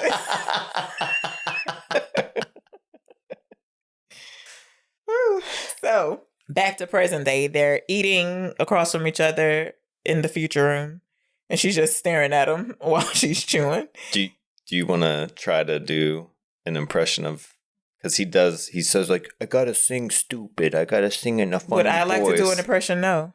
Try to do Brendan, the no, voice. I don't, no. A little bit. No. Just please, one part of it. Why don't you do it? It seems to bring you joy. I think it would be It does not bring me joy. if you did it. It does not would bring me joy joy to do it. I'm do so something to sorry. make me happy. Absolutely not. That was close. Sorry. You only hurt. Just do something like that. While he's doing it too, even doing the goofy voice, she's like, you're actually pretty good. They're eating the food now. Oh, I was about to do it. Good. Okay. No, do it. Please. You interrupted me. I was trying to build it up. Come on. Hold on. Let me get warmed up. And if I broke your heart last night, it's because See, I bet you used to sing it to yourself after the movie came out. Most of all. There you go. Jesus Christ. Embarrassing me. Okay. They're sitting across from each other eating dinner, and she says, why don't you do something? He's like, what do you mean? She's like, isn't there something you want to do? You're so good at everything. Like, don't you want to do something? He was like, no. Why? You mean besides being your husband and Frankie's dad? She was like, you have such capacity. You can sing, you can draw, you can dance. He was like, I didn't want to be somebody's husband or a dad, and it was never a goal of mine, but somehow it was what I wanted. I didn't know that, and that's all I want to do. I work so that I can be your husband and Frankie's dad. Well, I want you to have a job that you didn't have to start drinking at 8 a.m. He was like, no, I have the luxury of having a job that I can drink at 8 a.m. I feel like you responded strongly to this interaction, this discourse that they were having. Well, what do you mean? Responded how? I don't know. You were like in the affirmative of his defense of his position. And well, yeah, I can see yes, I saw what he meant. I also saw what she meant. I feel like you've confronted me with a What? similar What are you talking about? thing before. What do you mean? Tell me. Being like, what would you want to do? Don't you want to do something? I said this, Yeah. I said this to you in Yeah. this tone. I mean, not as I don't- much I as don't- her, but she's even kind of reservedly presenting it to him because she... And you kind thought of I meant it already in a knows horrible how- way? No, but it did seem like a... Don't you want more out of life? Why don't you start drawing again? Like, I haven't drawn anything since art class in high school. Yes, but you're just so smart. I don't know. I just figured you want a different job. I didn't mean to like how she using up said. all my energy in the world trying to drive down the street and not die. People Anyway, are fucking idiots out in the world I did not mean these it days. remotely how she meant it at all. I know you didn't. Okay. So this never disappoints you because you have all this potential, and he gets attitude. It's like, potential for what? Why do you have to make money off of everything? I feel like that is a sentiment that is completely absent in the culture of the world, I feel like. Well, it's not the culture of the world. What, his viewpoint about why do you have to make money off of everything? Yes, that is completely non-existent in American culture today. Everything is rise and grind, hustle, hustle, hustle. I fucking despise that.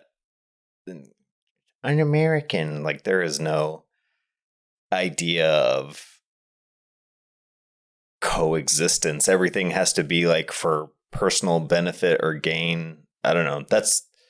Maybe that's not how it is everywhere, but that is how it feels. Mm-hmm.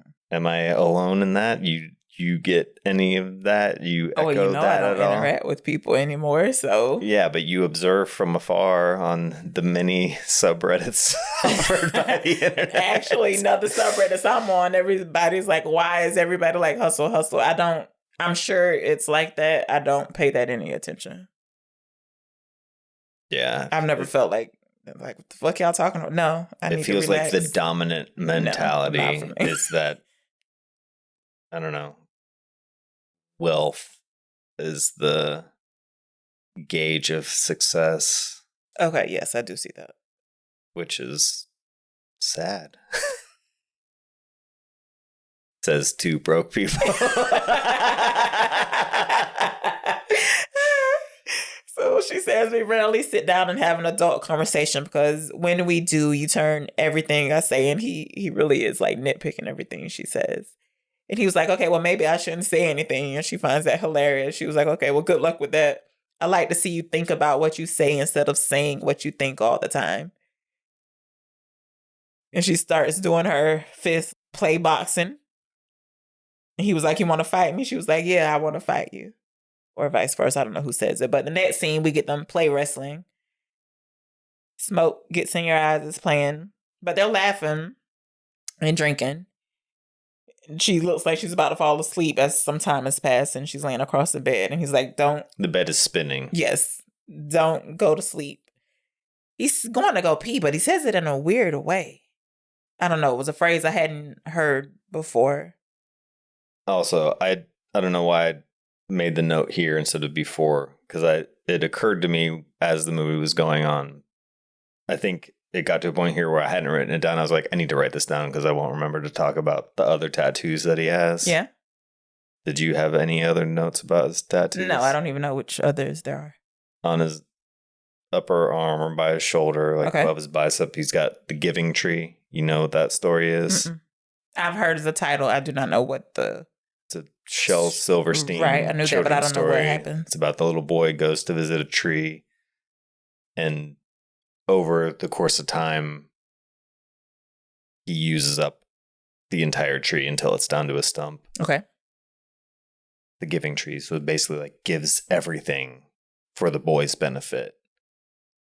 Again, the more characterization through tattoos, heart on the sleeve, the giving tree, like self-sacrifice. And then he's got a tattoo of her. Did you see that? Is that her? That doesn't look like her to me. If we're talking about the same, it's on a forearm. It's a rendering of a tattoo it's artist. On a forearm? Yeah. Okay. I wouldn't have guessed that was her. I did wonder who it was, but... And you're sure? Mm-hmm. Okay. So he goes to pee, he falls, and he calls for her to come and help. They're drunk, by the way. Undoubtedly. So she gets up, he asks for her hand, and she gives it to him, but... She's struggling off the bed because it was spinning, and the drinking, and I'm sure the spinning, and then stepping onto a stationary floor. He asks for her hand, and she gives it to him, but instead of him trying to get up, he pulls her down to the floor and lays on top of her. He's trying to kiss her. And again, she's not enjoying this. It's for a place that was referred to as a sex motel. I don't even like stepping on the floor of a hotel in my bare foot. No. Let alone laying down on one. Eventually, this turns into him saying, you want to have another baby with me. And then, will you have a baby with me? And she pauses. She's like, stop. She says, stop. And then he says, shut your beautiful mouth. I'm like, oh my God, he's not listening. But So he's kissing her. She pulls his hair hard. He was like, ow, but he doesn't stop anything. He unbuttons her gown, looking at her nipple. You can see her fists are clenched off to the side, like her body is so disgusted by him. She even mouths the word ow. She pulls his hair again. He's like, stop, what are you doing? That hurts. And he says, how much rejection am I supposed to take? I'm good to you and Frankie. I deserve a little bit of affection. So she takes her underwear off. She unbuttons her shirt/pajamas. And he's like, oh, is this how you want it? And so they start fucking a little bit, but eventually he's like, I can't do it like this. This, you can have my body bullshit. You want me to rape you? I was like, Jesus Christ, what is... I didn't think that's where this was going, but anyway. He's like, you want me to hit you? He's like, fucking stop it. Would it make it okay for you to treat me like this if I did hit you? So she punches him, but not in a I'm trying to hurt you way. It's more of a I'm frustrated with this situation type thing. But eventually she gets up and walks out wherever they are and closes the door. But this scene was just painful. Yeah. I mean, that is like a worst nightmare situation in my mind, to me, of being in a situation where you feel like you're physically forcing yourself on somebody. So I've never understood, like, choke me. Any of that. Like, all right, it's fine if you need that for whatever you need it for. Like, I couldn't even...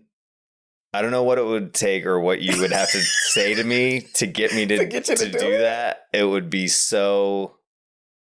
I don't know. My reaction, I feel like, would be like him. Like, it would feel like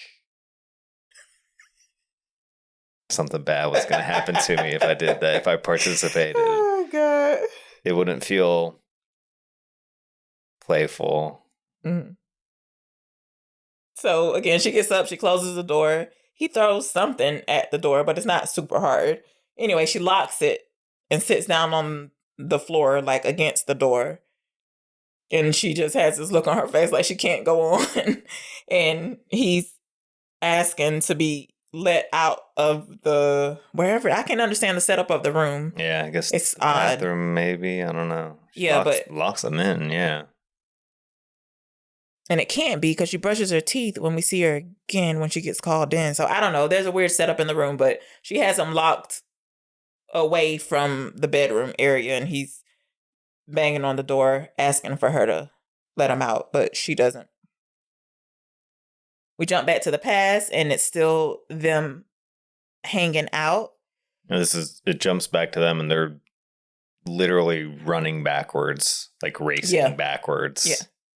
Hitting you over the head with... We also get sort of the setup of the same scene. So when this one, he's on top of her, but they're playfully laughing.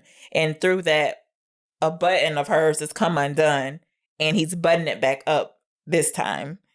And she also playfully punches him versus how we just saw her punching him. So a little, I don't want to call it a mirror scene, but whatever that is.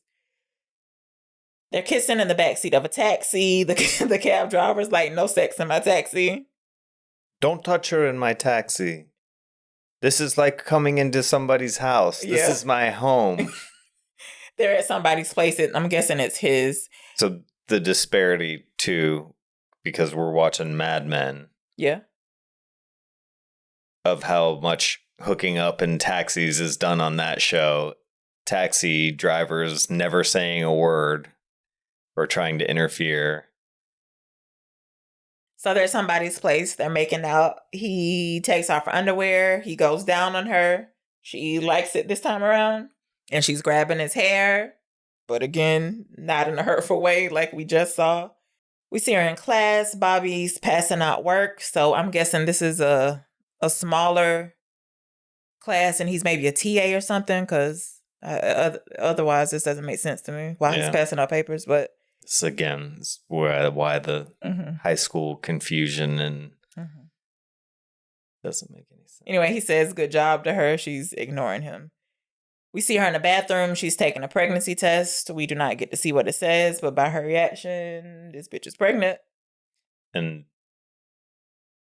since she lives at home, Mm-hmm. presumably is taking the pregnancy test at school so it doesn't get discovered in the trash at home I or don't know. I didn't give whatever. it that much thought. I don't think it matters. I think it does. It's not like she's in high school. Are we sure? Yes, we are so sure. I bet they even... I bet they don't. Yeah, because even at dinner, the mom's like, what course is this? Course. Biology course. Anyway, can't believe you're trying to think she's in. You're crazy. I had a note that I really like the score here that's happening as she's taking the pregnancy test. I don't know. It starts to sound intense, or I don't know if brooding's a word. But anyway. Yeah, we should, if you want to, since you mentioned the music, I don't know why it didn't occur to me to say something earlier. All the music is done by a band. Grizzly Bear? Grizzly Bear. Most of it. Seen them live. Good But for you. it really is just existing songs that they remove the lyrics from and then repurpose and do different instrumentation, or I guess the movements within the music are different or prolonged, but it's all from songs that they already had. So I don't know how much, if any, was necessarily like made generated specifically for the movie. I think it was existing instrumentals reworked or retooled to fit the scenes of the movie. Also, I guess we should know this. Surely you guys know that Ryan Gosling made a album as well. His band was called Dead Man's Bones. Someone is their number one listener on Spotify. Anyway. He also made a movie that you've never seen. I showed you the trailer. What are you talking about? Lost River. Matt Smith is in it. The Crown. Oh, really? And Joan from Mad Men is in it. Shut up. Really? What is this about? Don't worry about it. Okay. So You're not going to like she's it. in the library or somewhere writing, and she has the business card that Dean gave her. Which this is... Why is she looking at this business card now? Please, she's thinking about calling him. Gotta tell him. I'm pregnant. It's not good. We together, but I'm pregnant. Yes. What? But why here at school? Like, I the understand. looking at it, and she knows you would think too at this point she probably would have committed that number to memory, or I don't think there's any reason for her to be looking at this card I understand here. what you mean. So we can see that the card says, give me a chance, and has the name Dean. So while she's looking at it, Bobby comes out of nowhere. And I don't even know why he would snatch it, but he snatches it. So he sees the message. So I guess he thinks he knows what's going on. I don't know you're in a quiet library. You can't hear somebody walking up behind you. And Not if you're lost in thought. okay. I feel like she was journaling and not studying. And he shakes it like, nah, nah. My note says, why she look at it? And walks off. Next, we see her outside of Dean's job, waiting for him to get off. And he greets her and they kiss.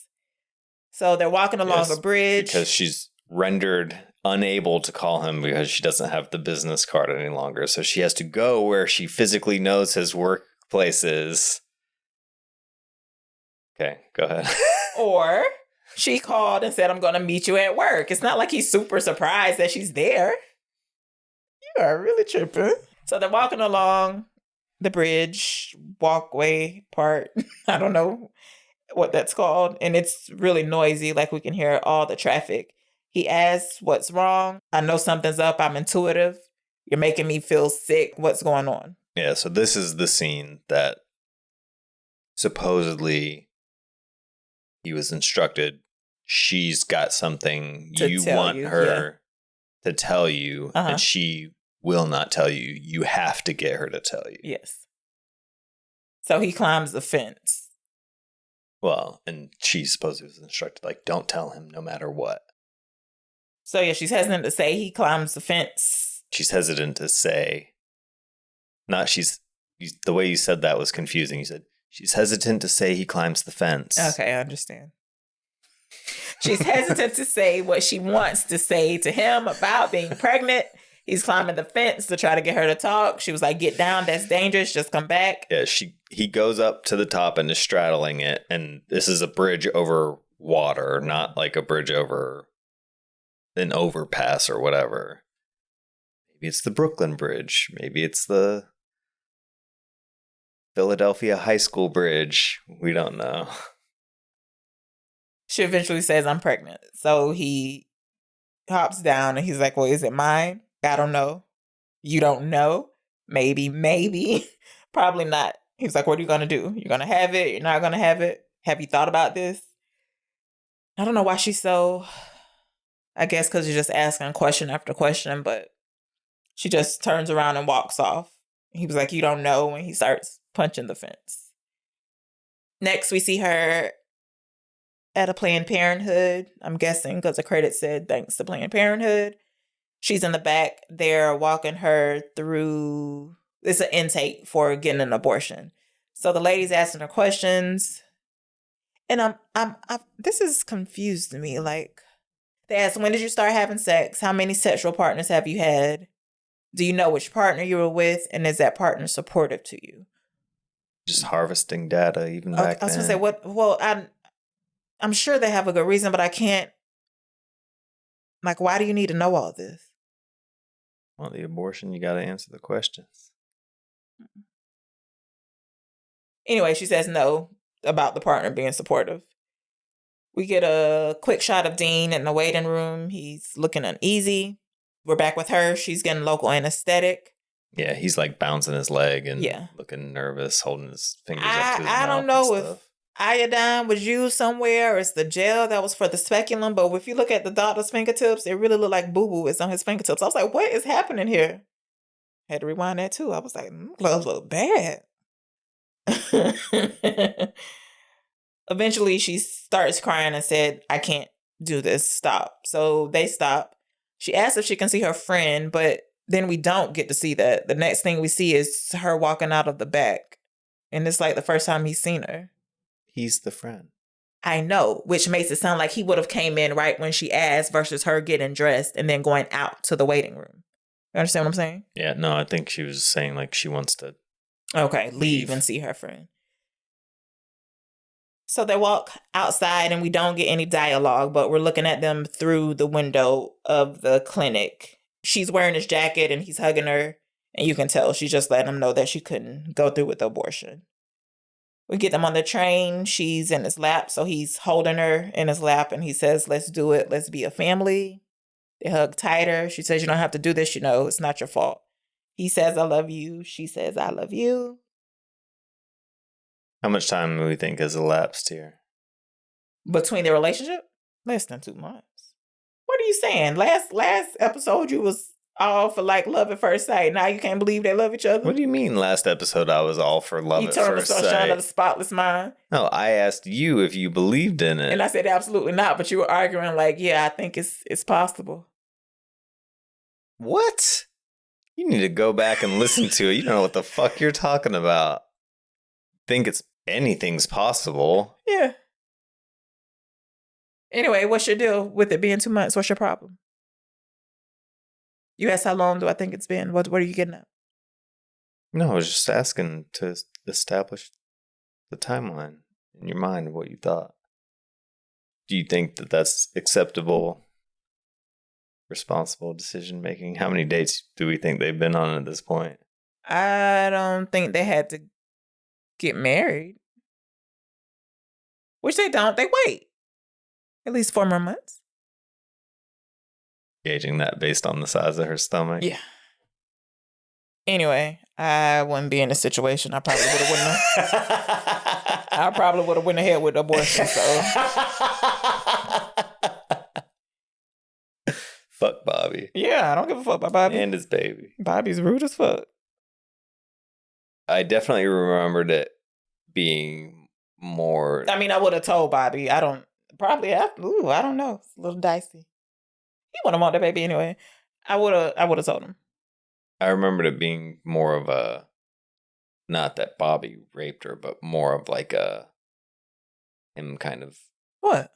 forcing himself But on he her didn't. more. I know, but I'm saying in my mind, the way that the movie portrays him, which... I mean, she absolutely made the right call once you hear the voicemail, but what are you saying? The right call of not staying with him is what I mean. Yes, but my memory of him was a lot worse than what actually takes place in the movie, I guess. I mean, he's still a jackass. It's a lot more reasonable. All of his responses seem a lot more reasonable, even comparatively to what I remembered it as. Mm-hmm. It seems like the typical, yes, immature he is a reaction. shitty, but he did make an attempt to mend fences, and he did do just a typical, I mean, show him being a wrestler, fighter. I don't know why he takes his boys for backup. If they weren't going to help. But I'm glad they didn't. I would have been upset. So we're back in the hotel, present day. A phone is ringing. Cindy wakes up and picks it up. She needs to come in. We mentioned that she was on call. She says she can be there by 9, so she gets dressed. She writes a note.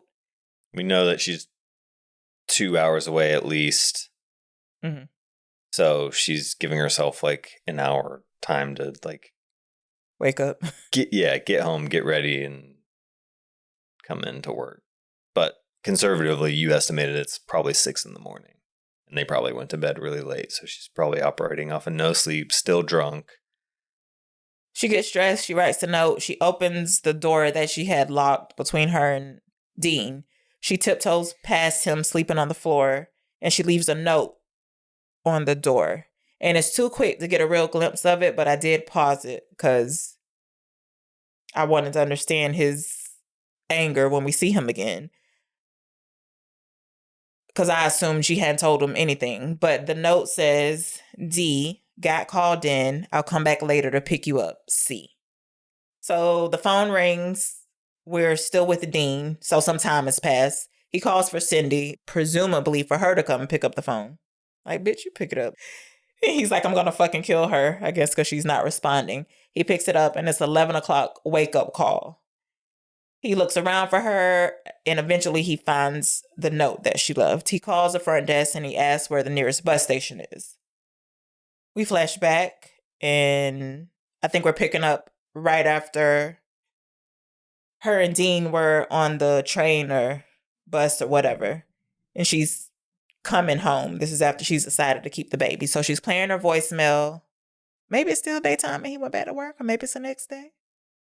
Because when she's playing the voicemail, it's Bobby, and he's very angry on the voicemail. He's left 2 messages. I mean, but this isn't even a voicemail. This is an answering machine message, I think.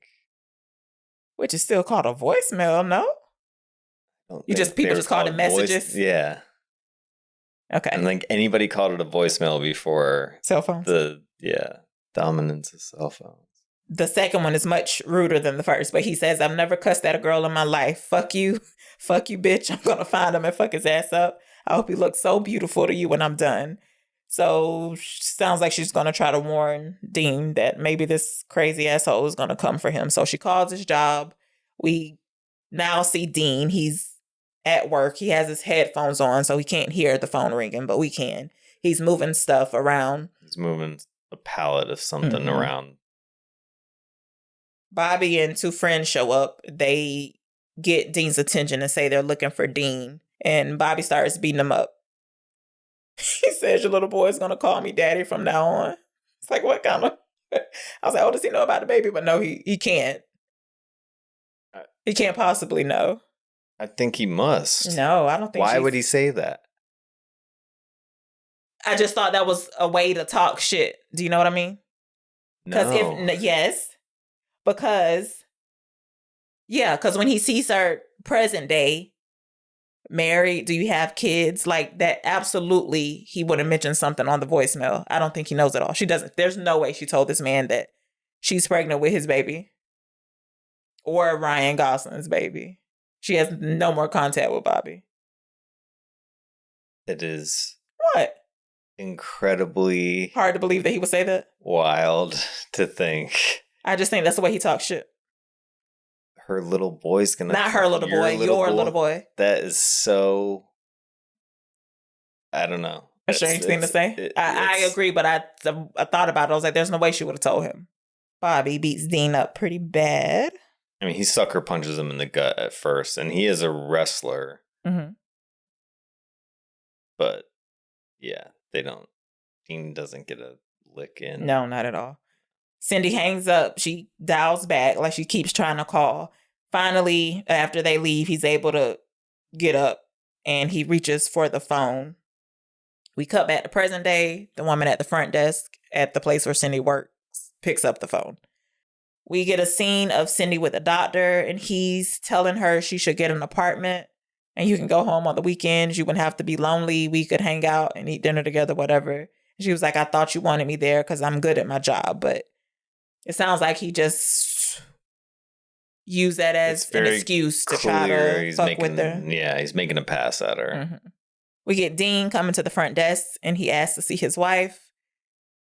He says Cindy, and the Mimi at the front desk, she was like, oh, you must be Dean. And the way she says it, Cindy has been talking shit about Dean at the workplace.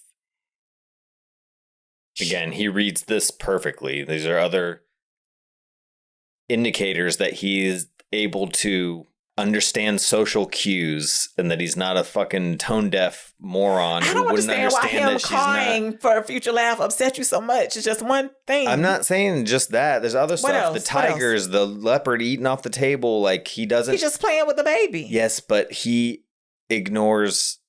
He doesn't listen to her. Any indicators from her, but absorbs every indicator from everybody else in the movie. Yes, you're just proving my point. He does not listen to her, which is part of the reason they're in trouble. So she tells Cindy that she has a visitor. She also says, I think he's been drinking. So she comes to the front. She says, hi. He's like, oh, there you are. Oh, you're awful friendly. This is where the smiles happen. This is a smile room. Mm-hmm. This is good. Oh, God, he's so annoyed. It was good passive aggression. Yeah. Right he was like, you take off. You didn't let me know anything. I thought something had happened to Frankie. And this confused me because I paused and looked at the note she left. Like, why is he doing this? What's the explanation? She explained everything. I got called in. I'll come back and pick you up later. Like, why would he be confused? So at this point, the only justification I can make for any of this is that he's upset she left or locked him out. What? No, I mean, obviously, if you're drinking at 8 o'clock in the morning and doing stuff, you're not living a happy life. You're not content. Yeah. And we don't know the breadth or the scope of the troubles that they've been having beyond what we're being presented with in these final stages of a terminal romance. Oh, wow. But this is like subconscious motivation to where like they're not going to reconcile, hit any sort of finality unless there is this big confrontation here in public with witnesses in a way. So it is almost that throwing it into the void, the blowing it up on purpose, killing it in a way that, you know, leaves no ambiguity. Yeah, and can't be walked back. So it is kind of being drawn towards that. Her saying, oh, you must be Dean, serves to show he has never been here before. That's not odd to me. I mean, it's not like she works in New York now and that she's having to commute from... They have two separate cars. There's no reason for him to come to her job. Yes, but in a happy relationship, yeah, I would think that at least he knows where she works. Like, that's something. Yes, but there is familiarity. There is like shared friends and stuff, and there is none of that. And the indicators are that she's worked here for a while, long enough to where this doctor wants her to relocate with with his practice. And all I'm saying is it would have made more sense to me if the note says, I'll come back and pick you up later, Cindy, versus her explaining that she's gotten called in. There's no reason for him to come here and act like this. Yes, and that's why I'm saying... Except for to serve the plot, yes. Yeah. But also being drunk and unwieldy and belligerent. So as she's walking out with the dean to the car, Mimi says, I'm here if you need me. Don't let him don't let him brainwash you. And Dean is like, don't let him brainwash you. I was also like, bitch, she's what? But I don't know. Again, we don't know what Cindy's been telling these people. They're walking now. He is trying to admit that things got out of hand last night. And she's like, I can't believe you showed up here drunk. She's asking him if he can drive, clearly because of the drinking. And he's saying, of course I can drive. What kind of question is this? She's like, well, then take the keys and go home.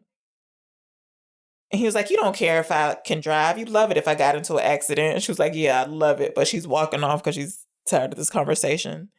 That's a problem. You don't have any time anymore. This fucking place takes all your time. He says, come here. Come here or I'm going to come in. She doesn't turn around. She keeps going. He was like, all right, I'm coming. So he does. Whew. He follows her back in. But before he gets in, we hear Mimi asking her if she's okay and if he's gone. And Cindy says, I fucking hate him. Dean walks in. He blows past Mimi to the back. She's like, you can't be back here. He was like, it's okay. You're okay. So him and Cindy are in the room. She's like, I can't take this shit anymore. I'm done being angry. I'm done having you drunk like this.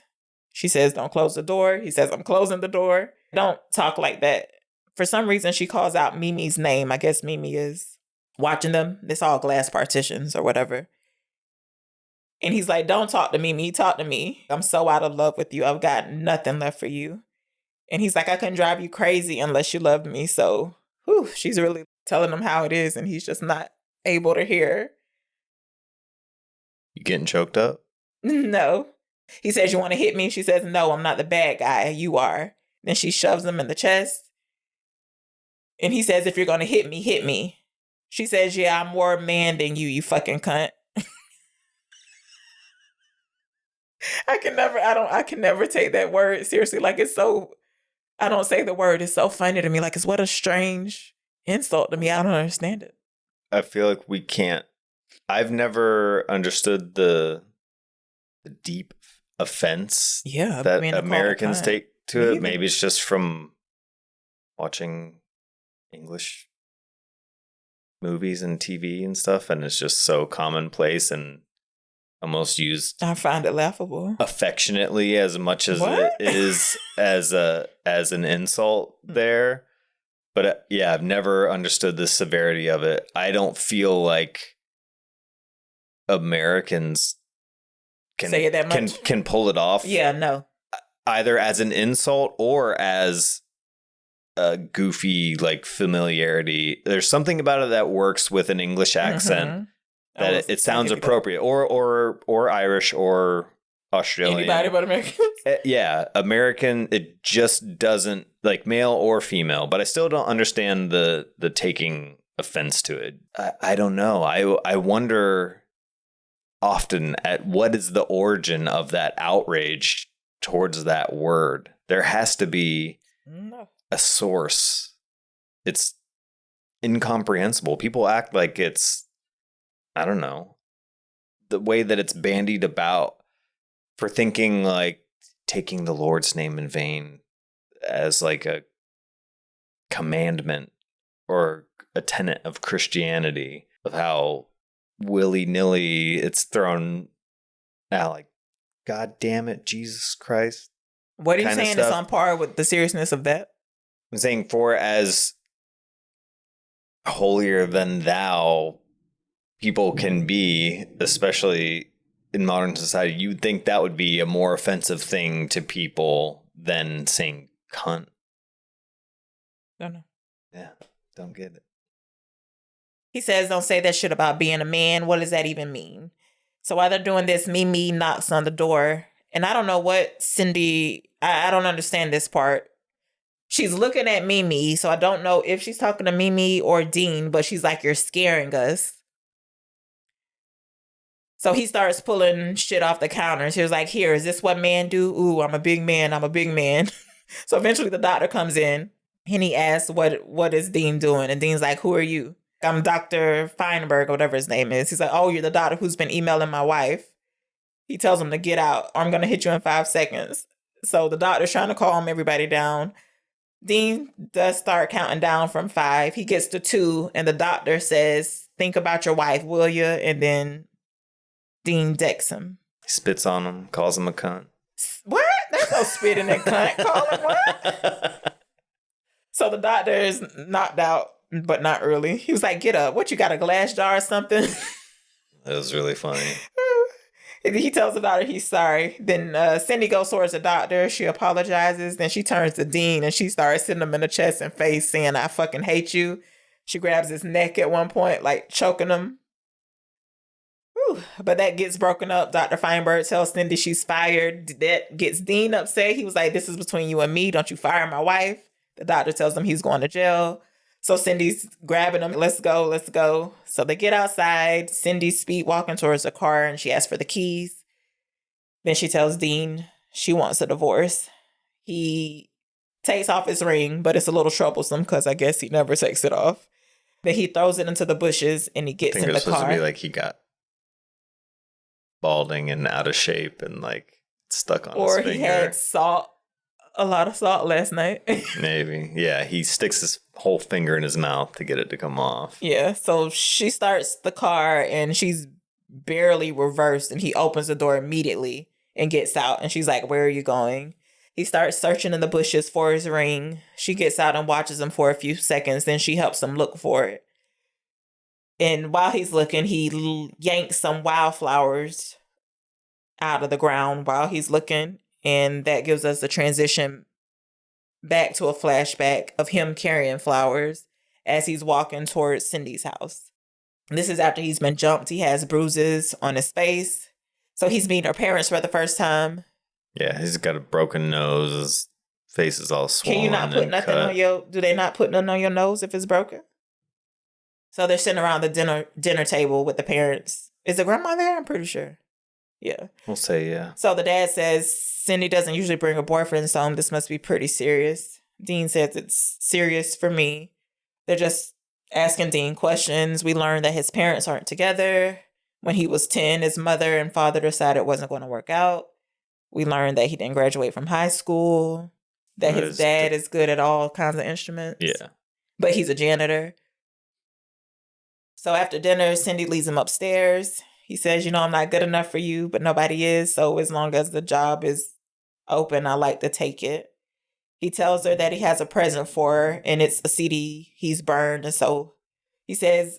we've seen this CD before. Yeah, he was like, I found our song. Everybody else has their special song, but they all share it. It's disgusting. So he puts it on. It's Penny in the Quarters, You and Me, which is the song he was playing in the Future Room Hotel when they were dancing to it. You and me. Nobody, baby, but you and me. Hey. Anyway, it's a good song.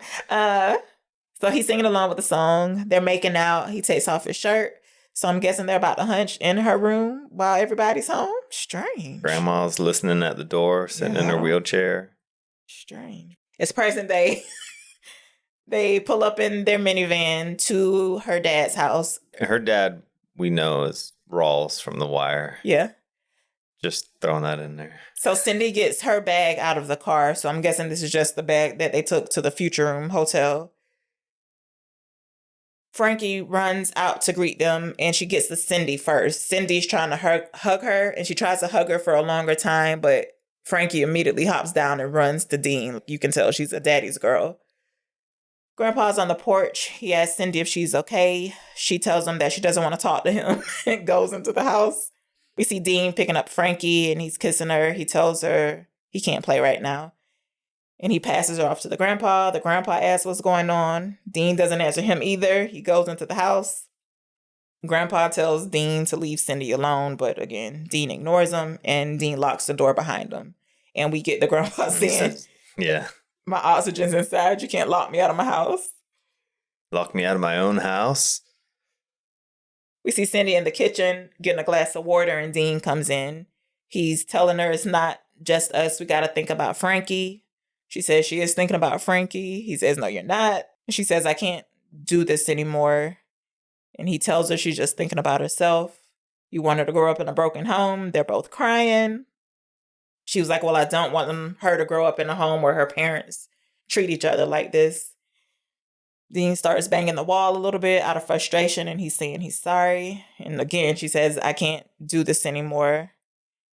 He says, I know, I'm just fighting for my family. I don't know what to do. Tell me what to do. How should I be? Just tell me and I'll do it. This is the scene. And she's saying she's sorry. She doesn't know what else to do. We're not good together anymore. I can't stop and you can't stop either. Dean says he can stop, and he comes close to her. He tries to hug her. She's saying no, but again, he never listens. So he hugs her anyway. And she's still, you can tell she still doesn't want to be touched really. But she relents. And so they're crying into each other's arms for a little bit. We get a flashback to her on her wedding day. She's looking at herself in the mirror. She's further along in her pregnancy now. I was giving it 6 months, but I don't really know. She meets him at the, what do you call that? Justice of the Peace? It's not a courthouse. Some place that can marry you without it being a church. And they're waiting. He says he wishes they hurry up so she can't change her mind. There's a song playing. It says, baby, I've got silver and I've got gold, but when push comes to shove, this is getting old. We're back to present day in the kitchen. He's reminding her that she made a promise for better or for worse, and this is him at his worst. Again, she says she's sorry. He says, I'll get better. You just got to give me a chance to get better. Another flashback. We're at the wedding ceremony now. The judge tells them to face one another. And this is intercut. It keeps flipping back and forth. Present day, they're in the kitchen. They're hugging. They're still crying. She's saying, I'm sorry again. And he's telling her he loves her so much. We're back to the wedding. They're reciting their vows. They're pronounced husband and wife, and they kiss. Back to present day. She pulls away from the hug and starts to walk off. He's calling after her, and she says, you just got to give me some space. Back to the wedding. They're crying happy tears and wiping them away. They're walking out of the building. And as they're walking outside, it's blindingly bright. So they did have a bright future ahead of them. Don't know what happened there. But present day, now it's dark. We hear fireworks in the background. Dean walks outside silently. He passes the grandpa and starts walking down the street. Poor Frankie, she starts running after him. Like she doesn't know what's going on. She's trying to pull his hand back toward the house, and he tells her to go back. Cindy comes outside and asks her dad where Frankie is, and he tells her she ran after Dean. We still see Dean trying to coax Frankie back to the house. Eventually, he has to pretend like they're going to race towards the house. So he starts counting, and she happily agrees and starts running. And Michelle scoops her up, and Dean turns back around and keeps walking away. We get a scene of the baby crying, saying, I don't want him to go. I love him. And Michelle saying, I know it'll be okay. Whew. Then we go into the credits, and there are firework explosions overlaid on pictures of the two of them in happier times. Mostly back when they had their first hangout, but there are some other stills of scenes we didn't really see. It's neat end credits, I think. And then there's a post-credit scene. All right, why are you lying? Where Dean has dug another grave next to Megan. I'm cutting this up. And what's the... What's a gun? Jesus Christ, I'm cutting this out. What's wrong with you? I'm throwing it out. What do you... I mean... Is that where you see it going? What do you think his next move is after this? To keep trying.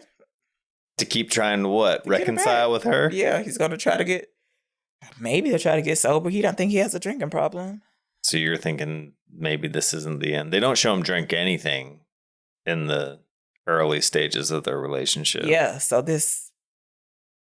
I don't know what happened. We don't know what happened. 5 years of problems. Surely it wasn't the day after they got married that all this started. How long do you think this has been going on? What do you think? when she turned 2 years old. I don't know. I can't imagine. That's why I needed to. Seems like such a short. I just don't. I can't believe you can't buy that things could go bad so fast. You said it. They don't really know each other yet, and they got married. Like, that has to be tough. Yeah, but it also, the presentation of it is that he seems to have some sort of sense of self about him at the time when they're meeting. She seems to be kind of a what? Yet to be realized. She doesn't seem sure of herself in any way, except for them saying that she wanted to go into medicine. That seems to be the only thing she's sure about. Yeah, the only through line for her, besides getting cummed in by Bobby. no protective measures. Apparently being a parent is a big deal. Like, we see she didn't make it to med school, so. Yeah, and I don't know. It is, I mean, plenty of people rush into relationships and stuff. It just seemed, I don't know. It is playing, too, off of people's predilections for a happy ending or some sort of resolution where they're going to end up, even with a title like Blue Valentine and all of the foreshadowing. And again, even with as severe as some of the scenes are, it's not as severe as portrayed in other stuff where you see like the guy smacking the girl around or something, or the girl, cheating on the husband, or any of those, the usual transgressions that lead to the end of a relationship. It was just general incompatibility, not wanting to admit that, getting swept up in the romantic idea of new love. But yeah, when you see it more plainly through a different lens, you realize that there was a non-existent foundation for them. You see it now as go over a month. She never tried calling him, but is that because she is a reluctant college student girl with problems and she's used to getting pushed around and she's still dealing with Bobby? Like, she clearly had no interest in him or pursuing him. And from a female standpoint, the big joke of a lot of rom-coms from like the 80s and 90s, or I mean throughout the history of cinema and TV, is that all of the behavior exhibited by the people who are like the pursuers in those movies are predatory and invasive and stalkerish. Yeah. I mean, looking at it now, yes, I don't think that's not how we saw it like younger watching it. Do you know what I mean?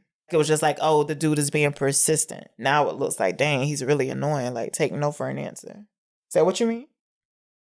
Yeah, no, all of it. Like, down to like him going back there. It would be the same.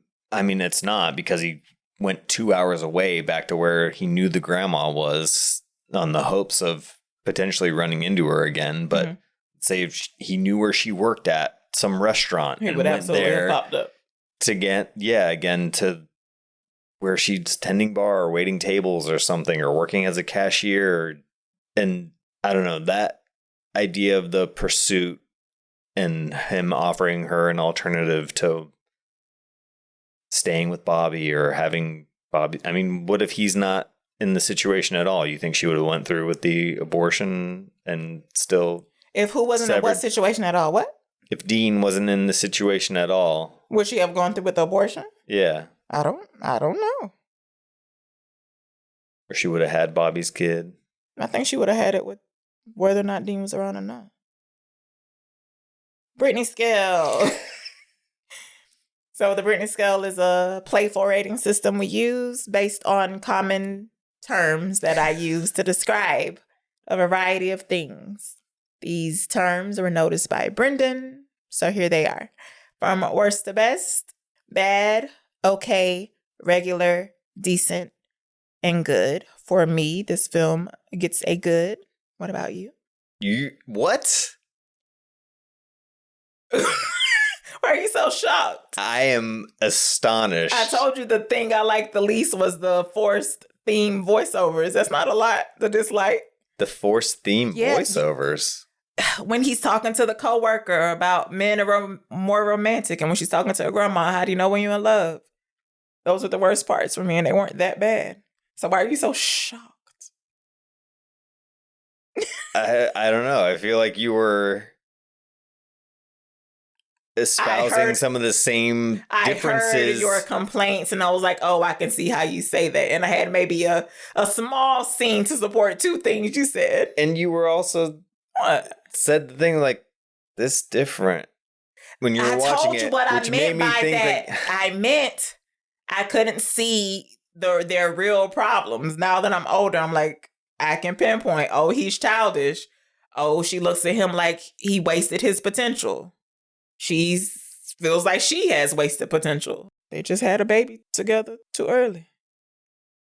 So their relationship probably would have went 2 years max, maybe, without. But even with going through beat by beat, besides liking their song together, and obviously the ukulele tap dancing. What does this music have to do with anything? I'm just saying, it didn't seem along the way that you were like, and this is a scene that I love, or this part is great, or anything along the way. You weren't like... All the scenes that felt realistic were great. I liked them all. I told you, I felt like I was there watching something I wasn't supposed to. It all felt real to me. I said I appreciated that the sex scene seemed realistic, not romanticized. I don't know what you want. Talking about when Bobby's hitting it from the back? Oh, that too, but yeah. What's your rating? I would give it a decent. Oh, okay. I thought you would at least be as low as a regular. I think I would have thought of it as a good. The first time around? Yeah. I don't think it wasn't as good as I remembered. Right, okay. The strong parts, the strengths of it, I mean, the performances are the strengths of it. It's a showcase for him and her, and they're outstanding in it, both of them. Mm-hmm. As far as the director, you haven't watched it. You couldn't even get through it. What? Apparently. The Place Beyond the Pines, I feel like it's not that I couldn't get through. I'm sure I had something to do when I put it on, but I feel like that is a much better and more interesting. Well, I shouldn't say much better and more interesting, because this is still a great movie. I just wouldn't give it the highest rating. It's just got some... I think I turned it off because I got a sense of, oh no, he's gonna die or something, and I didn't want to watch it at that point. I didn't want to watch it right then or something. I don't know. But I just felt like an impending doom. And you know, this filmmaker is the one who made Roof Man. No. Oh. Drive is a different director. I didn't know about Roof Man recently when I looked it up, but it still did not make me want to watch it. Because the draw ultimately is Ryan for you. Yeah. You think she did a good job too? Michelle Williams? Yeah. Yeah. I've never wanted to see something just because she was in it, though. So, like, all I knew her from before this was Dawson's Creek, and I didn't watch Dawson's Creek, like all of it, but I remember not liking her character. But I don't know. I've never seen a single episode of Dawson's Creek. Next time, we'll be watching Kramer versus Kramer from 1979, starring Dustin Hoffman and Meryl Streep. It should be a tremendous disappointment. You think it's going to be a disappointment? Oh my gosh, why do you think that? I don't know. Okay, you have a reason for saying that. Because I feel like if this movie didn't age that well after 16 years, I can't imagine how that from 1979, like a movie about divorce and gender roles from that period of time versus 16 years ago. We'll see. They do a lot, and this is, I mean, another point that I meant to make when I was talking about like him being pursuant of her at the stalker kind of treatment. It is not super stalker. He goes back one. Okay, it's not like It's pretty extreme. It's not like he asked what's her address, where does she go to school. He went there in hopes that she would be there. She wasn't. He asked her name. That's all he fucking got. Like, you're being ridiculous saying he's stalker material. But you think it's a romantic thing of him like, this is a song and playing the song. Yeah. But he chose that. He forced that as their song. Okay. And he's playing it too and forcing her to go to the hotel. The lyrics have the sentiment of what he wants it to be. You and me against the world. Yes, but then that ends up not being true, does it? Okay. He won't even listen to her. Yeah, I don't know where that happened. I feel like, but we again didn't really get to see a lot of them in the beginning either. Like, really, we only see their wedding day, the dinner, their meeting, and on the bus. See him go down on her in her childhood bedroom. That does not exemplify how he treats her. So yeah, I don't know. A lot has happened in those 6 years. Unfortunately. And I have seen one scene from Kramer versus Kramer. And cooking breakfast? Bicycle? Yeah, I feel like they're teaching a little boy. I don't know. I haven't seen it. But for some reason, I feel like there's a scene where he's learning to ride a bicycle. But I don't know. Maybe. We'll see. Next time on Black and White Movie Night, I'm black. I'm white. You're wrong. And I'm right. Black and white.